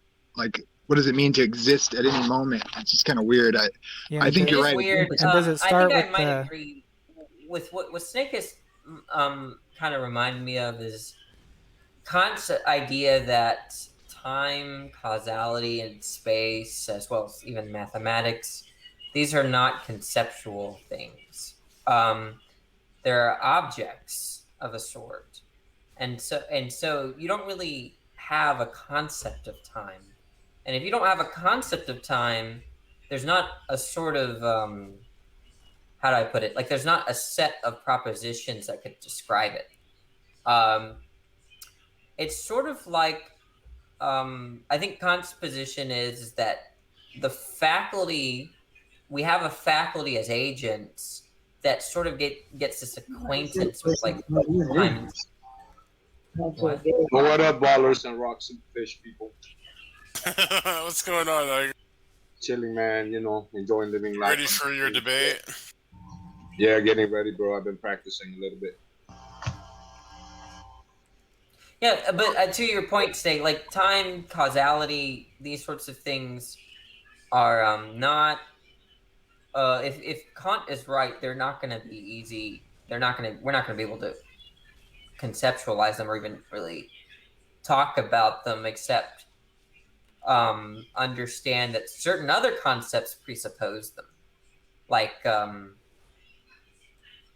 let's say, like when I say something like, "Oh, I went to the store," well, that presupposes time. Yeah. Yeah, I don't think time exists. It's just right. I just think it's something that like a contingent creature experience, or it's like from our point of view, we call it time, but I don't know if it exists objectively. That's my point. It's really personal. Well, I think it's more like a presumably, direction. did you always think that, or has that always been your view? No, I've traditionally been an atheist, where I believe there was a past, and present and future, but I've changed that recently. Yeah. Looks like what you just said reaffirmed time. You were an atheist, and now you have a different view. Yeah. Yep. Can I make an argument for the fact that we don't exist? If the past is things that are the past no longer, it seems kind of intuitive. In theory, the past doesn't really exist, right? Yeah, and then the future is potential, so it doesn't exist yet. And the whole thing with the man jumping, you can't really pinpoint a moment of when he jumps, because it's either before or after. And if the past doesn't exist and the future doesn't exist, because it's potential, and the past is obviously not in existence because it's over. So if the past kind of like comes to a point, and then it meets the future at a point and then expands out, it's like, okay, then there's no, it almost seems like there is no existence almost. I know that sounds retarded. Yeah, what is it? Weird. The spotlight view, the idea is that like what the moment is just a highlight, like like if you think of a number line and shining a flashlight across the number line and move it, that whatever the light is flashing on is the present moment, and that's everything. You think so? Well, it seems like that's the only time we're existing is in a present moment, because the past is gone and the future is potential. But they seem to meet at a point where they kiss, and you can't really pinpoint it like in that question in a way. I don't know. It's just kind of weird. Yeah, if your argument ran through, I definitely couldn't be an atheist, because I'm just not going to give up on my existence. It wouldn't even make sense for me to say that. No, I know. It totally. Yeah, I know. So there's got to be something wrong with it, even though I'm not quite able to pinpoint it. Well, if you come up with a good debunk of it, I mean, it's not like it's a solid or anything. I just mean it seems hard to pinpoint, I guess. That's all. Yeah, I'm not very happy with my my knowledge of time and causality right now. I've used a lot of my time to study other things. You could appeal to like a Planck increment of time or something. There's at least that. So maybe just like there's a minimum of everything or whatever. Kind of interesting. A lot of philosophers think that the whole A-B theory thing is like, well, obviously it's not a true dichotomy, but like they're just not content with either view. Yeah, they're not that convincing. But I want to say something. The everlasting view of God cannot be true by the Bible standard, because it says there's going to be time no more. So if there's time no more, then you can't say God is everlasting in time. So sorry, that view's is gone. Praise, what do you think about Christians that reinterpret the Bible in a way where like they try to make it cohere with like their commitments? Let's say I'm someone that says, okay, I'm looked at the philosophy and I think God is everlasting, but there's that verse you just pointed out, so I'm just going to take that to mean something else. Like first of all, do you think you do that, or I try not to. If people show me where I do that, I try to conform and try to change my position, and I have to just evolve to whatever the most tenable, logical, cogent position possible. Absolutely. That's what I would do if I found out that, I mean, I haven't, but let's just say I found out the philosophically, like it's just incoherent to say God did not only at some exist. There's a sense in which God does not exist in time, and I thought that bared a contradiction.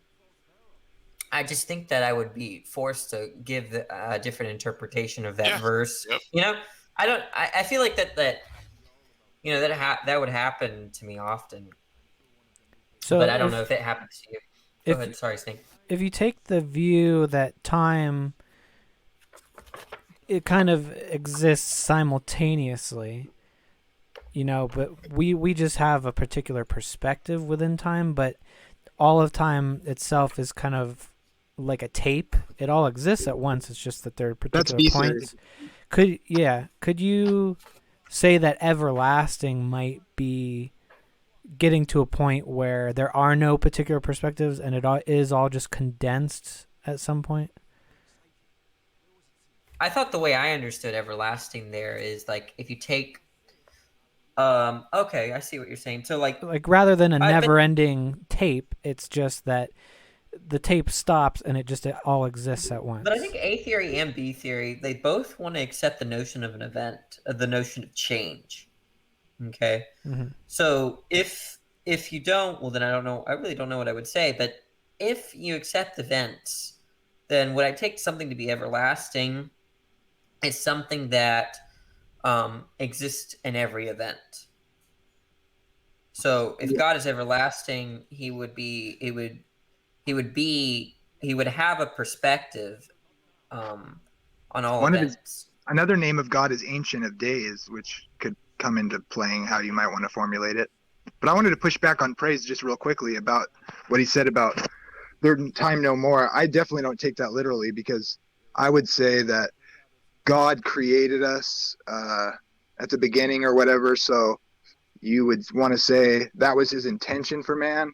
And then we know the idea is a restoration to that same created order. And so to me, that suggests that time began per, the creation days, etc.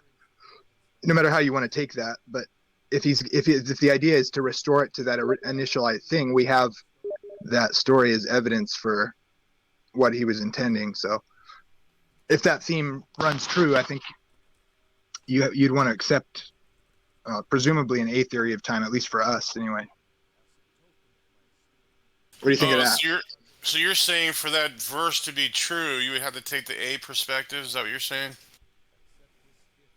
No, I'm saying time no more is meaning like there's no more time. I don't think that's like a literal idea. Like there's some other version of like how events occur or whatever, like cause and effect is no more or something. Like that seems to be, if you take that like really woodenly, literally, like there's no more time. Like what does that mean to have no more time? And I would appeal to the created order of man in the beginning seems to indicate time. And so if you're restoring that, if that's the idea is to restore it. Just no change in time, kind of?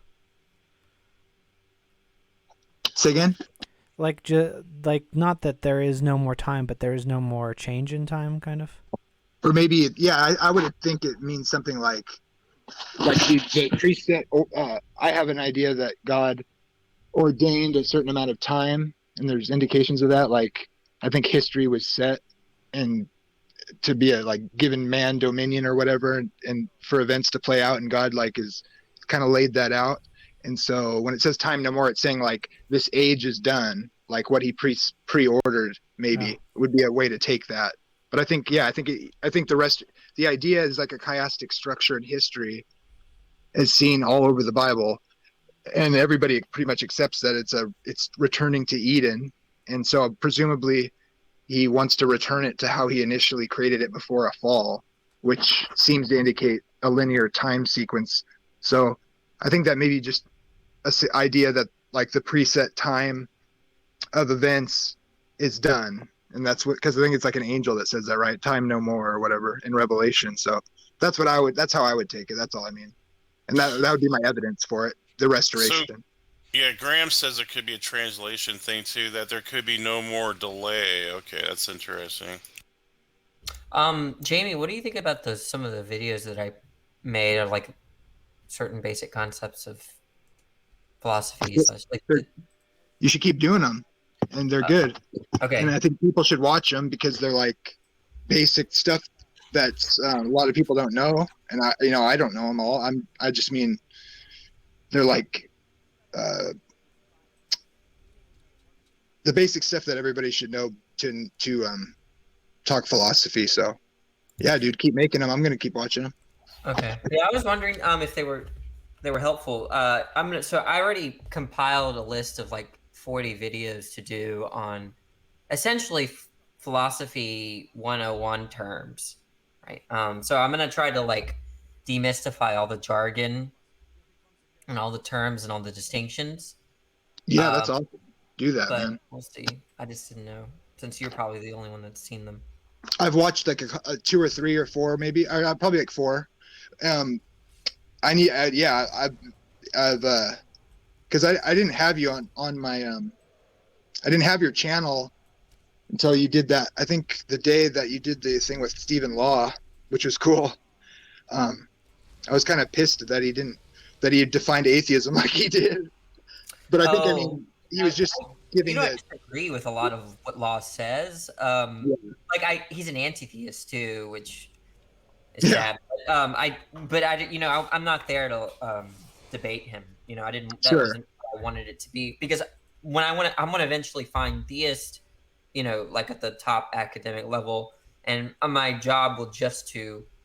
I just kind of want people. I want to platform professional philosophers. Whether they're theist, atheist, or whatever, right? Yeah. That way, wherever you come from, you can watch the AMA and get the best experience with what you're interested in, rather than just some kind of like debate. Yeah. So, I got it. Yeah, but I got the Dr. Schroeder. He's the chair of the philosophy department at Rice University. He's going to do an AMA with me in 2 weeks about philosophy of mind. He's a physicalist, right? And I'm far from a physicalist. So we're going to just talk about. He wrote the SEP article on desire, so he's actually like really. He's published so much on desires and philosophy of mind and stuff like that. So I'm going to interview him, and that'll be interesting. But I need to find, I need to email some theists, because I have 4 AMAs up, 2 of which are going to be on my channel, and 2 of which were on Discord, and they're all atheists, right? So I need to find some theist philosophers. Well, I'll see if I can. I have pretty quick access to Josh Rasmussen, so I'll see if I can. Yeah, ask him for me. I talked to Josh, but he says he's busy, man. So me and Gavin try to get a hold of him. Oh yeah.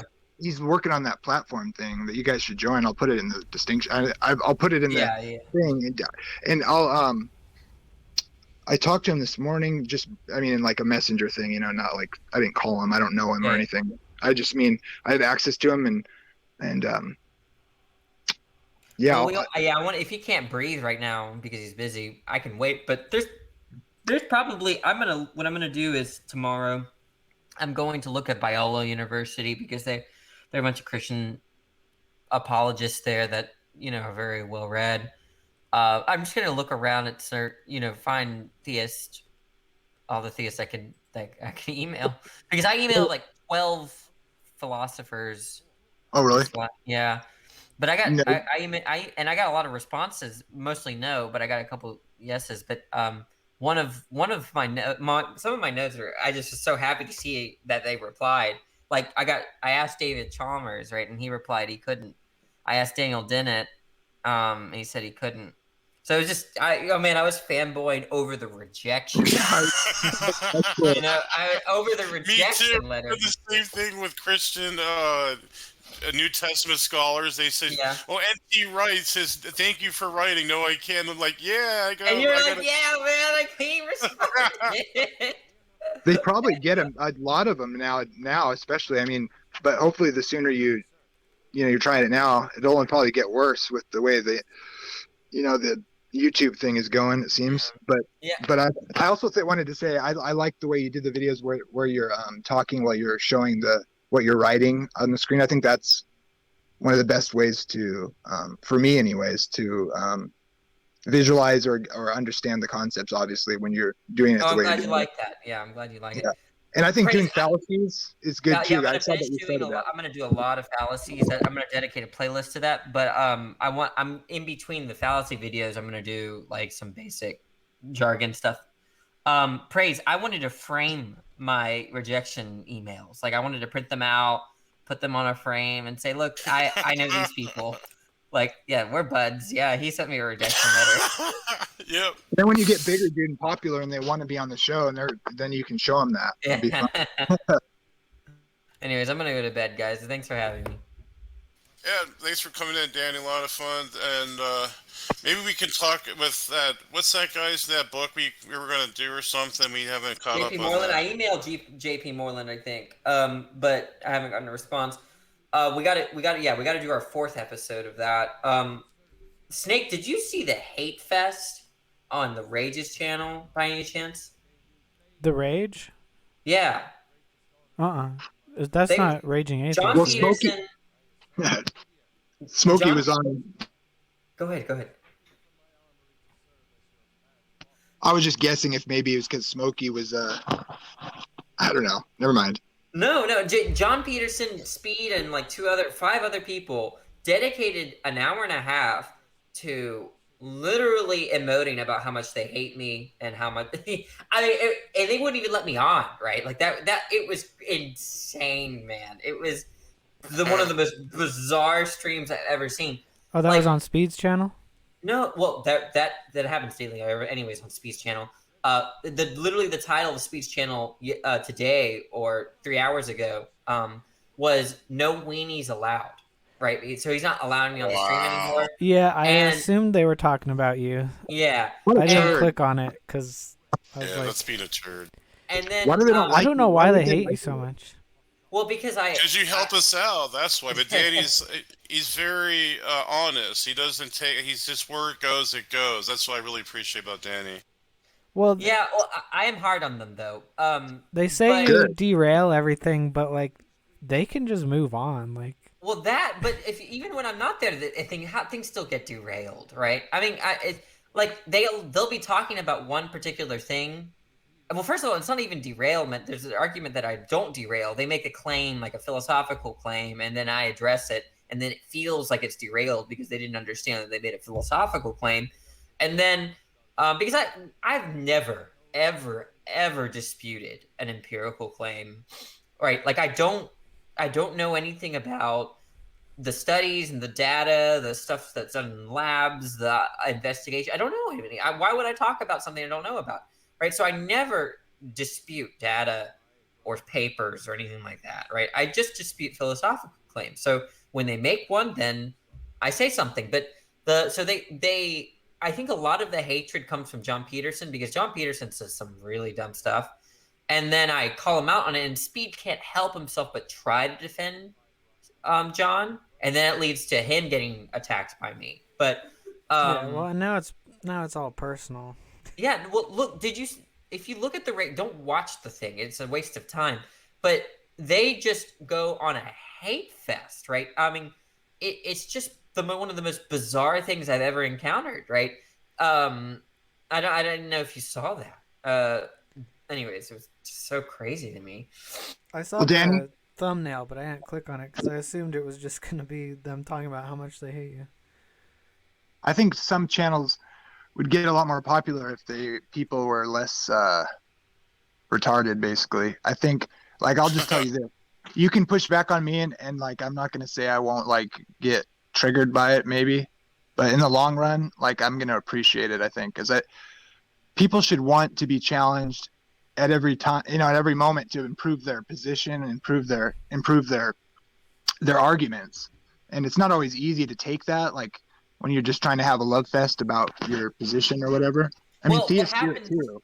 Yeah, well, what happens is that, like, I press for an argument. This happens to Speed and John all the time. Then they just make more claims rather than give an argument, right? And I say, you didn't give an argument. there's no inference there. It doesn't follow. That's incoherent, and then they get mad about it, and then the anger, then I lash out, not like, and so because I'm like, look, you're just not getting it. You're being dense right now, right? You're blinded by your motivation, because I'm very I'm an optimist about people's intelligence. I really am. Right. I think most of the time when someone doesn't understand, it's because they're motivated not to understand. Right.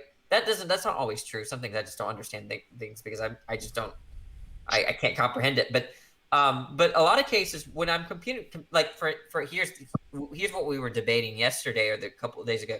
John Peterson was making the claim that God lied when he commanded Abraham to sacrifice his son. Right.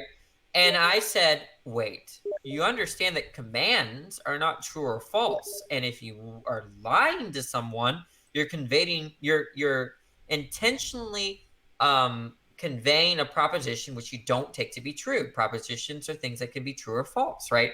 So like if I told you I want to go to bed and it's the case that I don't want to go to bed, that's a lie, right? Because it's not, I'm telling you something, I'm conveying a proposition that's false, right? But when I say, don't, wake up tomorrow early in the morning, or, that's not true or false. Commands are not true that, right? So if God were to say, go sacrifice your son, he's not conveying necessarily that he wants that to happen. He's not. Exactly. And John Peterson could not get it. He just could not get it. And it got to a point where John Peterson said one of the dumbest things I've heard. He said, I have my own logic. Right? That's literally what he said. Right? And then I teased him about it, and I wasn't making fun of y'all. I was just trying to piss him off even more. I said, oh, that's what the creationists say. And I don't really think about that creation. Given that he hates creationism and theists and makes criticisms about how they're always illogical, right? I said something like that. I was like, yeah, this is what the Christians say too. But I don't actually, I don't really think that one particular group is more or less rational than the other. Like in terms of persons, right? As a whole, group as a whole, I'm trying to I'm trying not to come across as like I insulted y'all, but I was just trying to, and at that point, when he says I have my own logic, he should be he should be called out by his, don't say that, I mean, it's just like, and I will say that Jefferson Spatchcock seems like he did criticize John Peterson. He was critical of him, but like people like Speed of Sound are just awfully quiet when John Peterson says dumb stuff. And then when I criticize John for saying dumb stuff, then Speed says dumb stuff to defend John, and then I criticize his dumb stuff, and then he gets mad. Are you calling them ultra crepidarians, Danny? Am I what? I don't even know. Are you calling them? Oh, okay, so it's a fancy word that means people that they claim to know something that they really don't, or they give the persona that they know something but they really don't. Yeah. Yeah, I don't understand the confidence here. I really don't understand where it's coming from. When yeah, go ahead. I was just gonna say I'm that guy sometimes. I'll admit it. No, but I think you understand. Number one, I think you understand what an argument is. Speed has no idea what an argument is. I mean, every time I ask for an argument, he just makes more claims. But like every time I talk to you, Jamie, at the very least, you give like a line of reasoning. But Speed can't even do that. But no, this. Lana said this is because they are friends. It's normal. No, that's true, right? And that's why I only really I think it's fine. Like if one of my friends was being attacked and I disagreed with my friend, maybe I would remain quiet, right? And that would be because I'm friends with him. But what I would not do for my friend is be dishonest in a conversation or defend him for the sake of defending him, right? I would only defend him if I thought he was defensible, right? Or else I would just be quiet, right? Or allow him to be corrected. Yeah, I'm not right going to say anything, right? Because it is kind of awkward to like call out my friends when they're being corrected. You know, I get that, okay? But I'm not going to make up stuff to defend him, right? That's just going to make him and me look bad, right? So no, I get that, Lena, and where that really comes into play too is if you're, if I'm only mean to people that are mean to my friends, but don't call. Sorry, if I'm critical of people that are being mean, except for my friends, I understand that too, right? So if John Peterson is being mean to me, and Speed doesn't say anything, and I'm mean to John Peterson, but he calls me out for being mean, I get that too. But what I'm being critical of is the specific situation where John Peterson says dumb stuff, and then for some reason, Speed just has to support it, right? Like verbally. I just don't understand. Just remain quiet. Let him get like corrected. Well, they literally say, "Yeah, it's a double standard because we're friends," and it's like, well, I disagree with my friends all the time. No, yeah, I understand. Like, if I'm treating people, like, in terms of morality, I get that. But in terms of like intellectual debates, why would you side with your friend there? Like, intellectually, if they're wrong, right? Like, I just don't see the harm in remaining quiet, when they're wrong and waiting for them to be corrected by some non-friend, or then just gently telling them, look, John, this isn't that. I've never seen Speed do that, right? He just like blindly sides with John Peterson on everything. Yeah, he says he doesn't want to put him backstage or mute him or anything because they're friends. It's like you can handle your friends and tell them and moderate them. I don't think John would stop being friends with Speed if he did that. Yeah, of course not. Yeah, and otherwise he's just a crappy friend. Yeah. But no, I think what's happened is that the situation has kind of spiraled out of Speed's control. Yeah. Like, because I kind of do my own thing, right? If I want to say something, if I need to overtalk someone, I'm not going to really respect the moderation, right? And that's trivial, right? That just means I need to talk to them. I need to say something. But you're kind of helping them out in a lot of cases if you're trying to like help them from embarrassing themselves sometimes. Maybe. Yeah, I mean, like when John Peterson thinks that there can be a lie and a command, right? I'm like, look, okay, at this point, this is not a debate. This is me trying to educate you, right? That's how I look at it. And if someone tries to moderate it like a debate, I just don't see, like, let me overtalk. He needs to shut up, right? Because he needs to get this exactly. Right? So what is the argument there? Because that does seem like there could be deception or dishonesty in a command if you're giving contradictory commands. Okay. Well, that's a good question. So I distinguish lying and deceiving. Okay. When an animal camouflages so that a predator thinks it's not there, you could arguably say that's a form of deception, right? Mm-hmm. Or when you hide from a predator or an enemy in an effort to get them to believe that you're not in the room, that's a form of deception, right? Maybe there's a looser word that I'm missing, but the point is that no one is going to say that an animal camouflaging or you hiding from a serial killer in a room you're lying to someone. No one is going to say that, right? That at best you're being deceptive, okay? So that's fine, okay? What I'm saying is that a line is something specific. You're deliberately conveying a proposition that you don't hold to be true, right? And you want them to believe that it's true. So if I tell you I have work tomorrow, right? And it's the case that I don't have work tomorrow, I'm lying to you. Well, couldn't it be implicit with the command, like, this is good or this is what I want, but that's not really what you want? So, like, if I said, like, let's just take a command. I mean, the point is that I could express a desire via command, right? But there's no necessity either way, right? A command doesn't necessarily express desire, nor does a desire necessarily express a command. Okay, so all I'm trying to say is this, right? That when someone gives a command, they're not necessarily have the desire for you to actualize whatever the sort of content of the command is.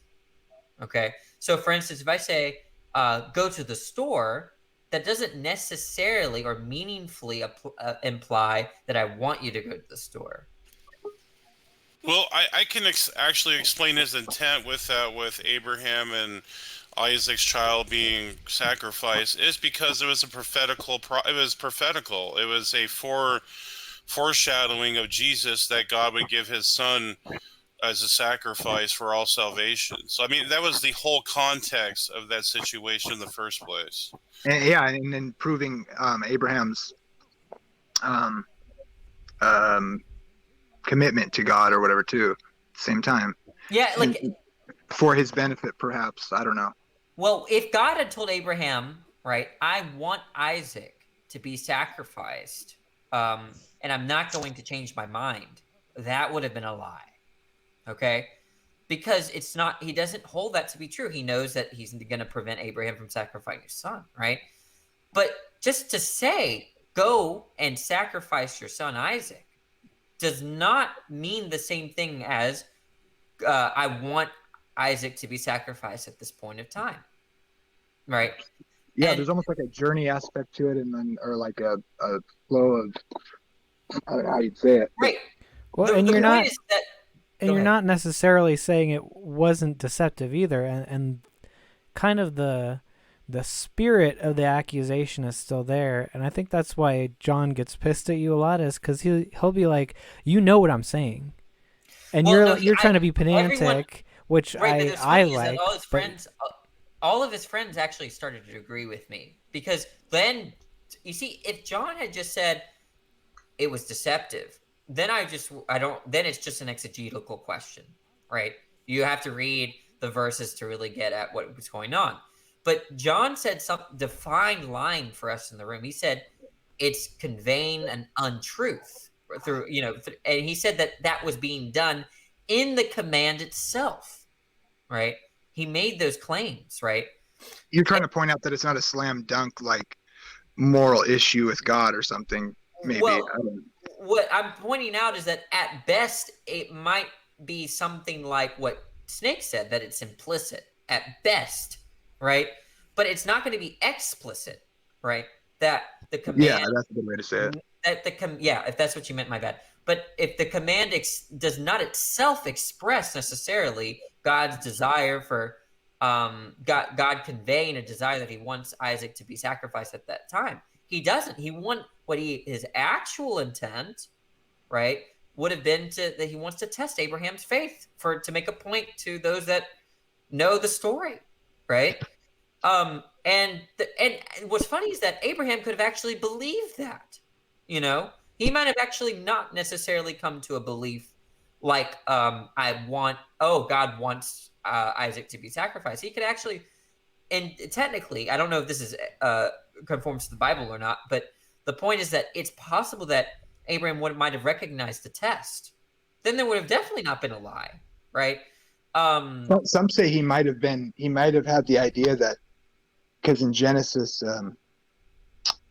take this as narrative or take it as history, doesn't matter, but some people have suggested it's not implicit in the text, but if Eve is told the seed of the woman is going to do something, they could have known at some point in the history that there was to be a person born in the line that was the Messiah or whatever. And so some people have speculated he could have known that and wanted that Isaac was to be the one or whatever.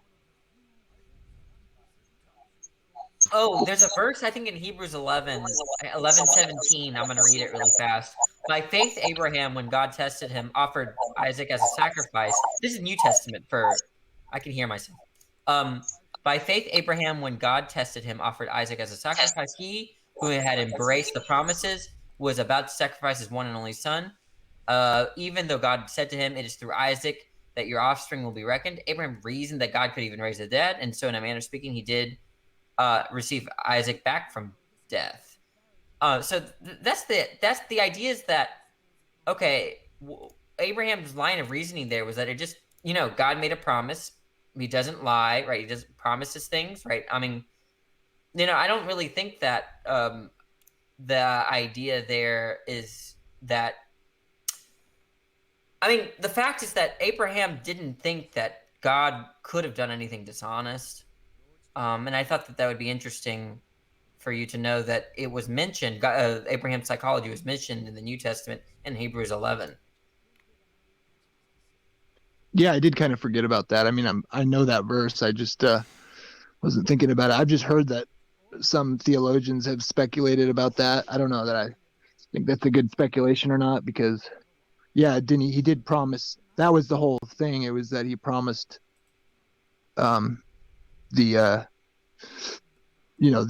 his descendants would be numerous and whatnot. So if he killed Isaac, what would that mean, or whatever, is his firstborn, I guess, right? Yeah, but anyways, what John Peterson was fighting me over was like, oh no, there can be a lie in a command, right? But I think at best it's going to be implicit, at best, and that would have to be fleshed out. But it's definitely not going to be an explicit lie, because it's just not even true or false. Do you think manipulation and deception seem to have only negative baggage, I guess, or whatever? I think that's a language issue. I think that's just there's like the difference between connotation and denotation. I think what deception denotes is something that's not right or wrong, but the connotation is that it's wrong. Because like I said, I think that hiding from a serial killer, your aim is to get them to have a false belief that you're not in the room. Is there a word, or should there be a word for that sort of thing? That's like you're onto something there. It could be that there's too much of a negative connotation, that there's clear cases in which one should, get someone to believe something false, right? Where that would be a good thing. Yeah, like that's famous with manipulation without the bag. Yeah.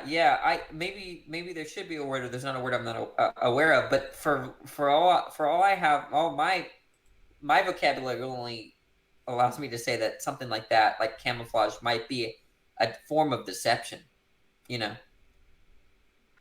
that seems right to me. Maybe I'm just retarded. But no one's going to say I'm lying, right? No one's going to say I'm lying. I guess it's contextual, or whatever. Yeah, like you can use that word. And I actually think that this is a little controversial amongst Christians. So yeah, bear in mind I'm not a Christian, so bear with me. But I don't think that it's a big deal for God to lie in the first place. Because lying for me is not defined as right or wrong. Take an instance of Rahab, where Rahab was rewarded for lying to the people in Jericho. Rewarded, right? That the idea of spying, which was endorsed by God, implies lies and deception. I just don't think it's impossible for God to lie. But that's controversial. Well, he does say, like, it does seem to go the text does seem to go out of its way to never have God lying, and suggest that he cannot lie. But there is a verse in the Old Testament where God intends to have a deception take place, a lie, but I can't think of the. Look, here's how you could. It's my interpretation. Here's my interpretation that God. You can say that. Look, Jamie. Every time I speak to you, I will speak to you with respect. I could say that, but that doesn't mean I can't. I can't treat you with disrespect. Yeah, that's right. So it could be the case that God never lies, but that doesn't mean he can't lie. Yeah, that's a good distinction.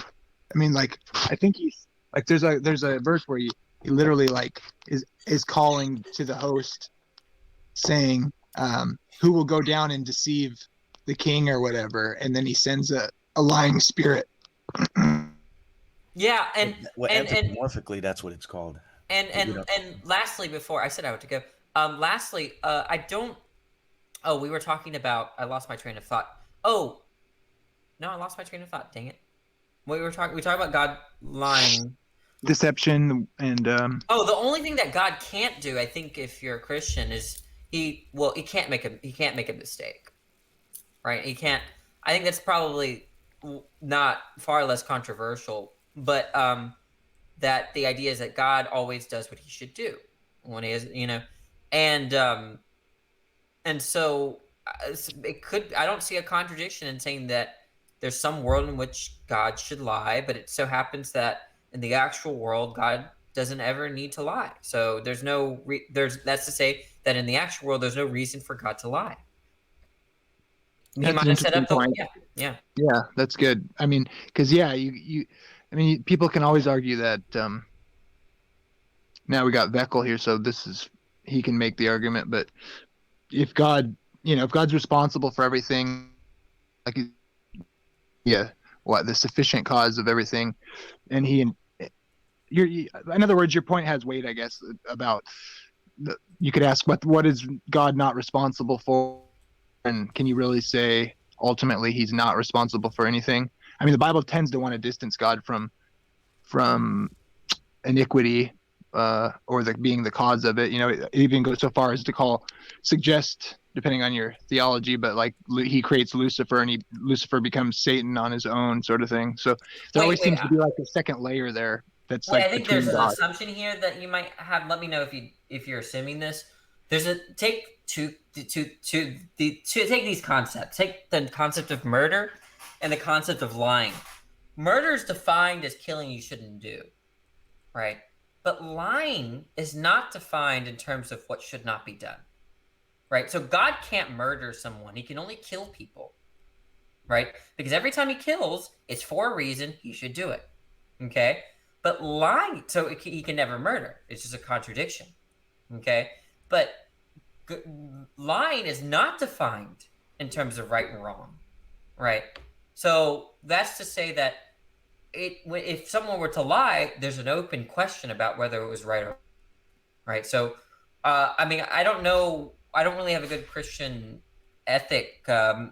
normative ethic or ethical theory, but presumably lying to the Nazis about hiding Jews is virtuous. Maybe I'm wrong about that. I think you're right. I think all things being perfect, you would not lie, but because of greater evils or whatever, it's kind of a pragmatic. Not even. I don't even think it has to be. Depends on how we're defining it too. Think about lying to your kid about that you didn't buy a Christmas present. If your wife asks you if her butt looks fat and it totally does, and like, what are you supposed to say, right? Well, a perfect world, the butt would be perfect, right? The point is that that not everyone lies because they're forced to, right? Some people might lie to add to the surprise, right? Like to add to the joy rather than take away pain, the question is, what are the ends to that in a perfect world or whatever? So like all things being equal or whatever, would lying ever be? Is that even a good question? I don't know. On my view, it just depends. It's like saying all things being equal is killing good or bad, right? Well, it just depends, right? Yeah, it's context dependent. Well, I could see what you're saying there. I stick to what I said.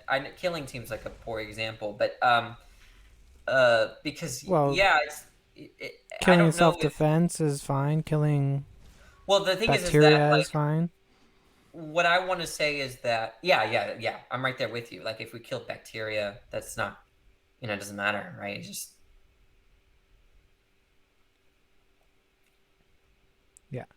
What is the point I'm trying to make, Graham? This is the point I'm making, that lying is not defined in terms of right and wrong. So there could be cases where it's right, and there could be cases where it's wrong. But murder is defined as wrong killing. What do you mean the murder? I mean, from a biblical perspective, that's one of the 10 Commandments, not lying. No, murder just means killing you shouldn't do, right? There's a difference between murdering someone and killing someone.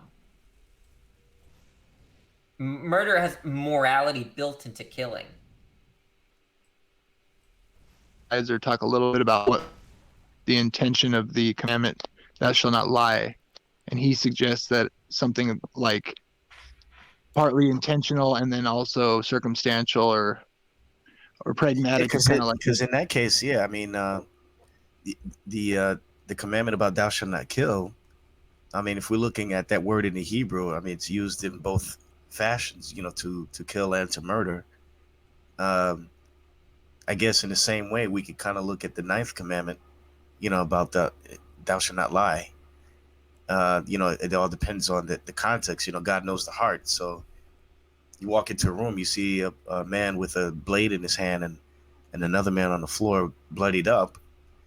You don't know if murder was committed or if he just killed him. You don't know the scenario. All you see is the aftermath of what happened before. So you accuse the man of committing murder? No, not necessarily, because we don't know. We have circumstantial evidence, but not empirical evidence. But same thing with lying. I think in the case with Rahab, you know, she clearly lied to the enemies of Israel, but she's granted recognition in Hebrews 11 Hall of Faith.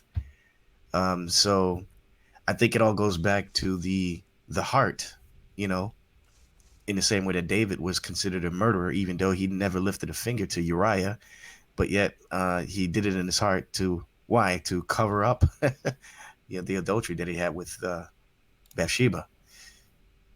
Yeah, the point I want to address people in the chat. Look, it's okay to say lying is wrong. I'm just saying that if that's true, that's not true in virtue of the definition. That's all I'm saying. So if God commands you never to lie, then lying is wrong in virtue of that command, but not in virtue of the meaning of lying. Okay? That's what you're not getting, right? That murder, though, is just defined as wrong killing. So if God commands you to murder, and you think that makes sense. If God could never command you to murder. He couldn't do that. He can only command you to kill, right? Because the fact that God commands X has to be good on Christianity, right? So if X is defined as bad, then that God just simply can't command it. But lying, well, he could, but he wouldn't, right? No, I don't think he can. I don't think he can command murder. I don't think that's possible, because if you understand, only if you understand by the distinction, I guess. Well, it depends on what you mean by command here. Like, if you take a divine command theory view of ethics, meaning that God's commands constitute the good, then I mean, there are a lot of issues with this, but the point is that let's just change it from commands to something like desires. That's easier for right now. If God desires you to do something you shouldn't do, that's a contradiction. If you take God's desires to be something that always, whose object is always good, right? So God can't desire something that he doesn't. Yeah, I'm totally with you. Yeah. But you just said that God also can't command that which is not good. Right, yeah. So God, but wouldn't that mean that he would desire what he commanded, and then, so if he gives contradictory commands, isn't that a? Sorry, are you saying something like God desires you to lie and not lie at the same time, in the same sense? Is that no, if he says sacrifice Isaac, but he doesn't really want you to do that, then that, or if he gives the contradictory command of don't sacrifice Isaac, which he does later, you're saying that both of those commands are good, even though they're contradictory.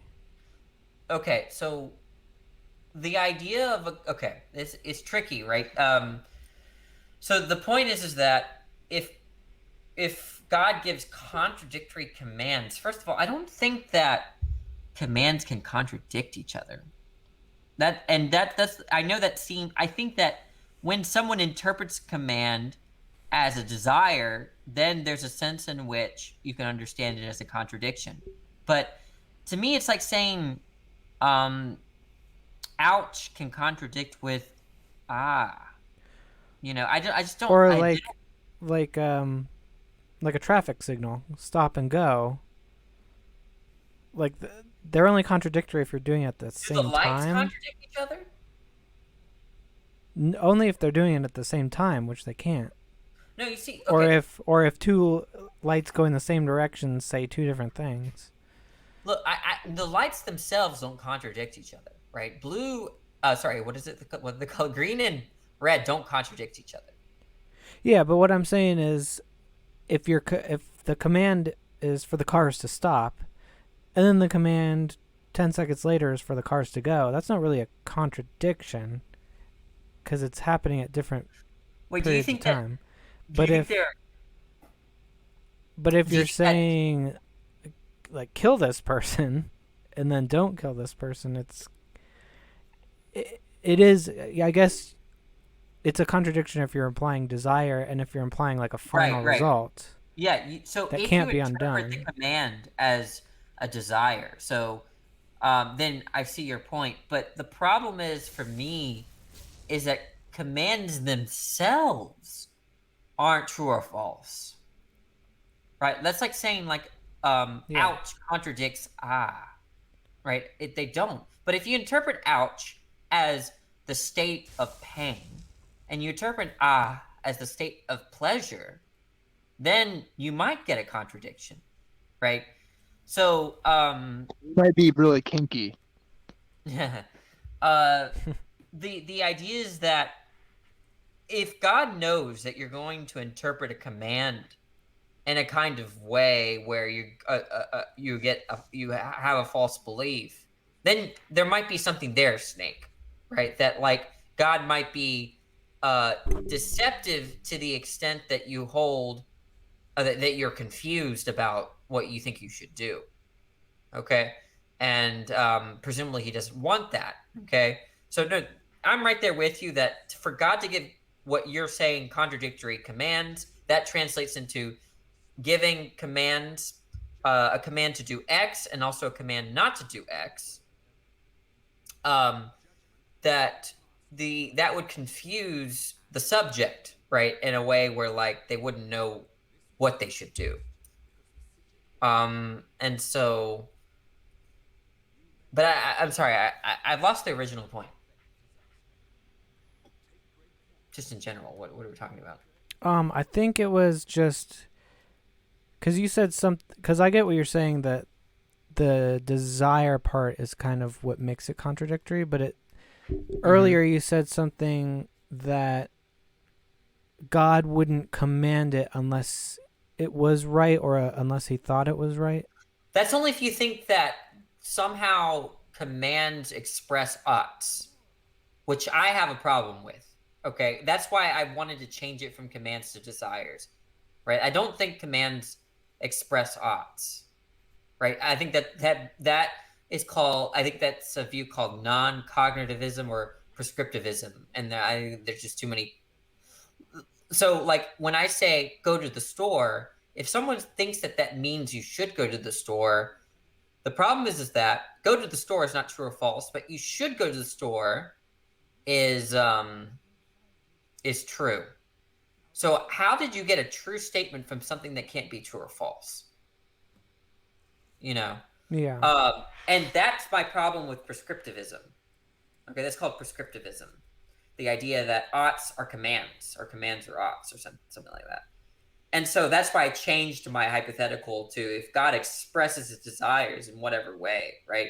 And that you understand an utterance in terms of a desire, then what I'm saying makes more sense. Does that make sense? Yeah, it does. I Okay. just think that one implies the other, but not necessarily. So it's right. Yeah. I'm right there with you. It's intimately tied together, but it's if I say, you can tease them apart.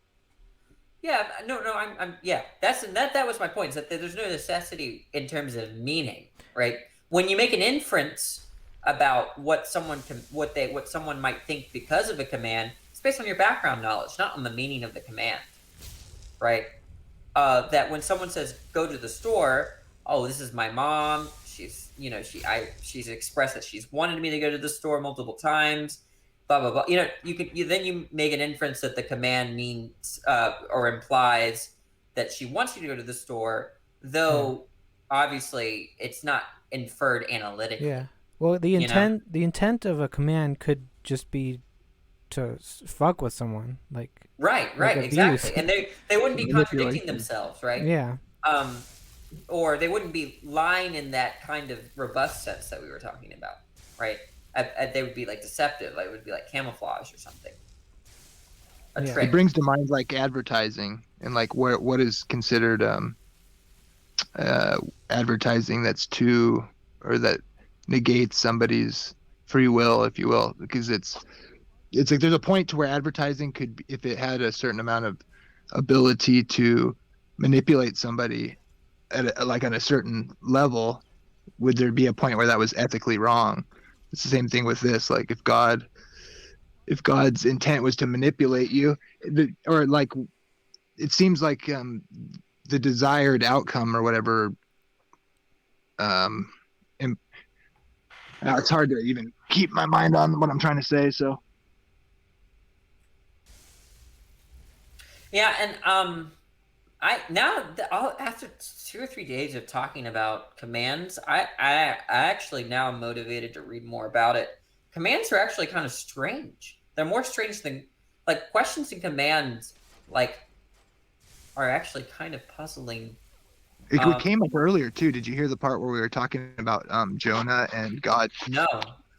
God was proclaiming that he's going to destroy Nineveh, and then he doesn't, and it's like, is that a false prophecy? That's like a big question from scripture, or it has been, and people use it for different ideas. Oh, I never thought about that. Yeah, he said that God said that I will destroy Nineveh, and then he like changed his yeah, and it doesn't really give stipulations on that one, like where he says like, do this and I'll destroy you, but if you repent. I mean, he does say that in that story, but there's a part where maybe somebody knows better, like Beckel, maybe, there is something that's kind of a well-known issue. But doesn't he qualify it that he's going to destroy Nineveh unless blah, blah, blah, blah, or no qualification? I think in this case, there is a point where it's like, I'm sending you there because I'm going to destroy it.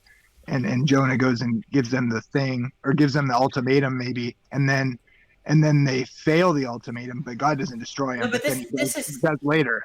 This might be too charitable. I don't think it's that. I think it's pretty. I think I think you might like this. That I'm not. If I told you that I'm going to work tomorrow, right? And I believe that, but there's the implication that if my girlfriend gets really sick, or if some other thing happens, that understandably I'm going to change. My choice is going to change. Right. Hey, my bad, guys. I gotta run. I didn't talk today. I'm watching some videos to prep for this debate I got coming up. But have a good night. God bless y'all, and good luck. Yeah, see y'all later. Good luck. Okay. Have a good night. Okay. Peace. So the idea is that I lost my train of thought. Okay. That was the longest goodbye in the world. You were saying about going to work, and then something comes up and you can't. Right. And you had the intention. I'm going to tell everyone, like, I'm going to work tomorrow, right? But everyone knows that there are things that would change my mind about that. Okay? So if someone charged me with lying after they found out that I didn't go to work because my girlfriend was sick, you told me you were going to work. You lied, right? Well, I mean, come on, obviously that was qualified, given that everything is normal, everything is the way, if things are the way that, like if there are certain other conditions, I'm going to work, right? If my car works, if there's no other kind of emergency, whatever, I'm going to work. That's what I meant when I say I'm going to work. That carries all those implications, but I'm not so sure if that.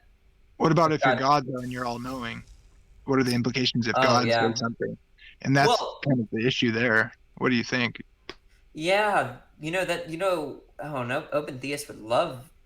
Well, I know what open theists might say, right? But that's one of the things they appeal to. I think that's why Bob had brought it up. But there's other people insist it's I think it's Wait, it's so Bob is an sometimes open theist then? Huh? So that guy Bob is an open theist. I don't know. I think we gave him a million reasons more tonight why. Or I gave him like 6 really good verses, I think, 2, and then Praise was hammering him with some. That wasn't necessarily the topic, though. It was we were going to talk. You saw the topic right in the thumbnail. It's like about Judas and the cross and what the implications are for determinism.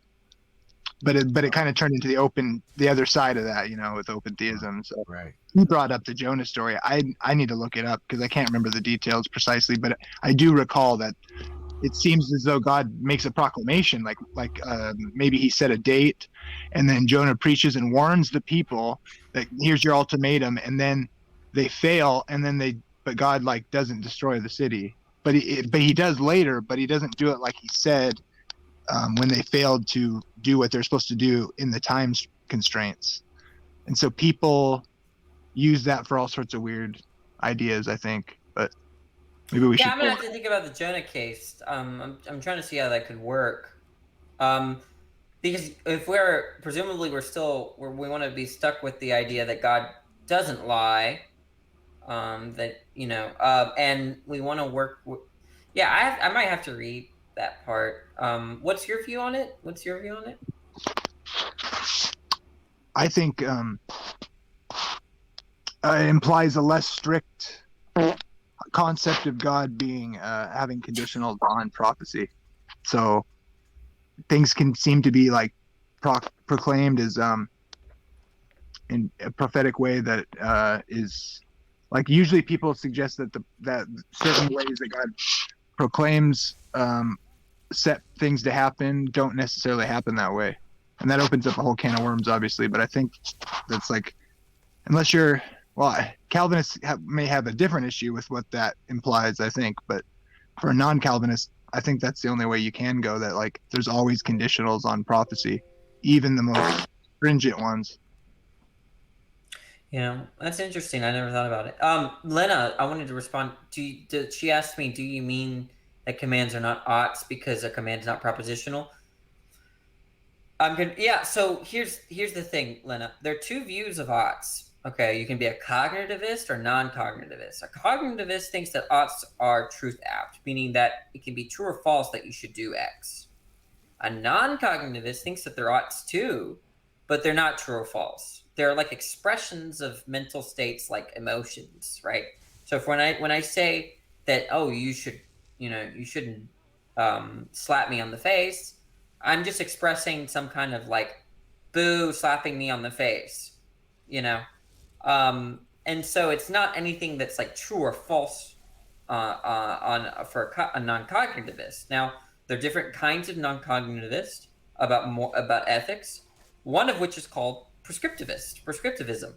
The other ones you might hear emotivism, expressivism. Those are some other forms of non-cognitivism. But prescriptivists say that if there's an ought, you should not slap someone on the face, that is not true or false because it refers to some command. It's just like a command. Emotivists are going to say that that's an expression of emotion, it's like saying ouch or boo, or hooray. But I'm not persuaded by non-cognitivists. I really want to say something like, it's true that I should go to work tomorrow. It's true that rape is wrong. I mean, it just seems maybe I'm starting with that there, but if you don't want to give that up, if you want to say that it's true that lying is wrong or whatever, then you just can't be a prescriptivist. You're gonna have to understand morality differently from just a simple command of God. So what some people do is then, it's not just commands could be reasons for us to act, but what makes them, what gives them their truth value is whether it conforms to God's desires. Okay, not God's commands. Nothing conforms to a command. Nothing is in line with a command. I think that's right. That last one you did. Chewy? Yo, Chewy? what's up, Feckle? Yeah, I'm already here. That's the Calvinist. What is it called? You have the two calls. You have the. I forgot the two calls. Yeah, there's some other. I mean, I thought there's in Calvinist theology. There's the conditional. Oh, the unconditional call. That's the unconditional call. Okay, guys, I gotta go to bed for real. Thanks for having me. I stayed too long.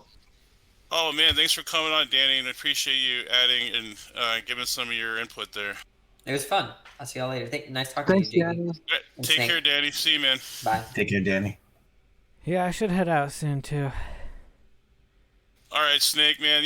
I appreciate you also coming on. I enjoyed it, and you brought some good points up, and I appreciate you also adding your input. Yeah, well, thanks for setting it all up and having us in. My pleasure, man. Hope you come again. Take it easy. Yeah, I'll see you around. See you, man. See you guys.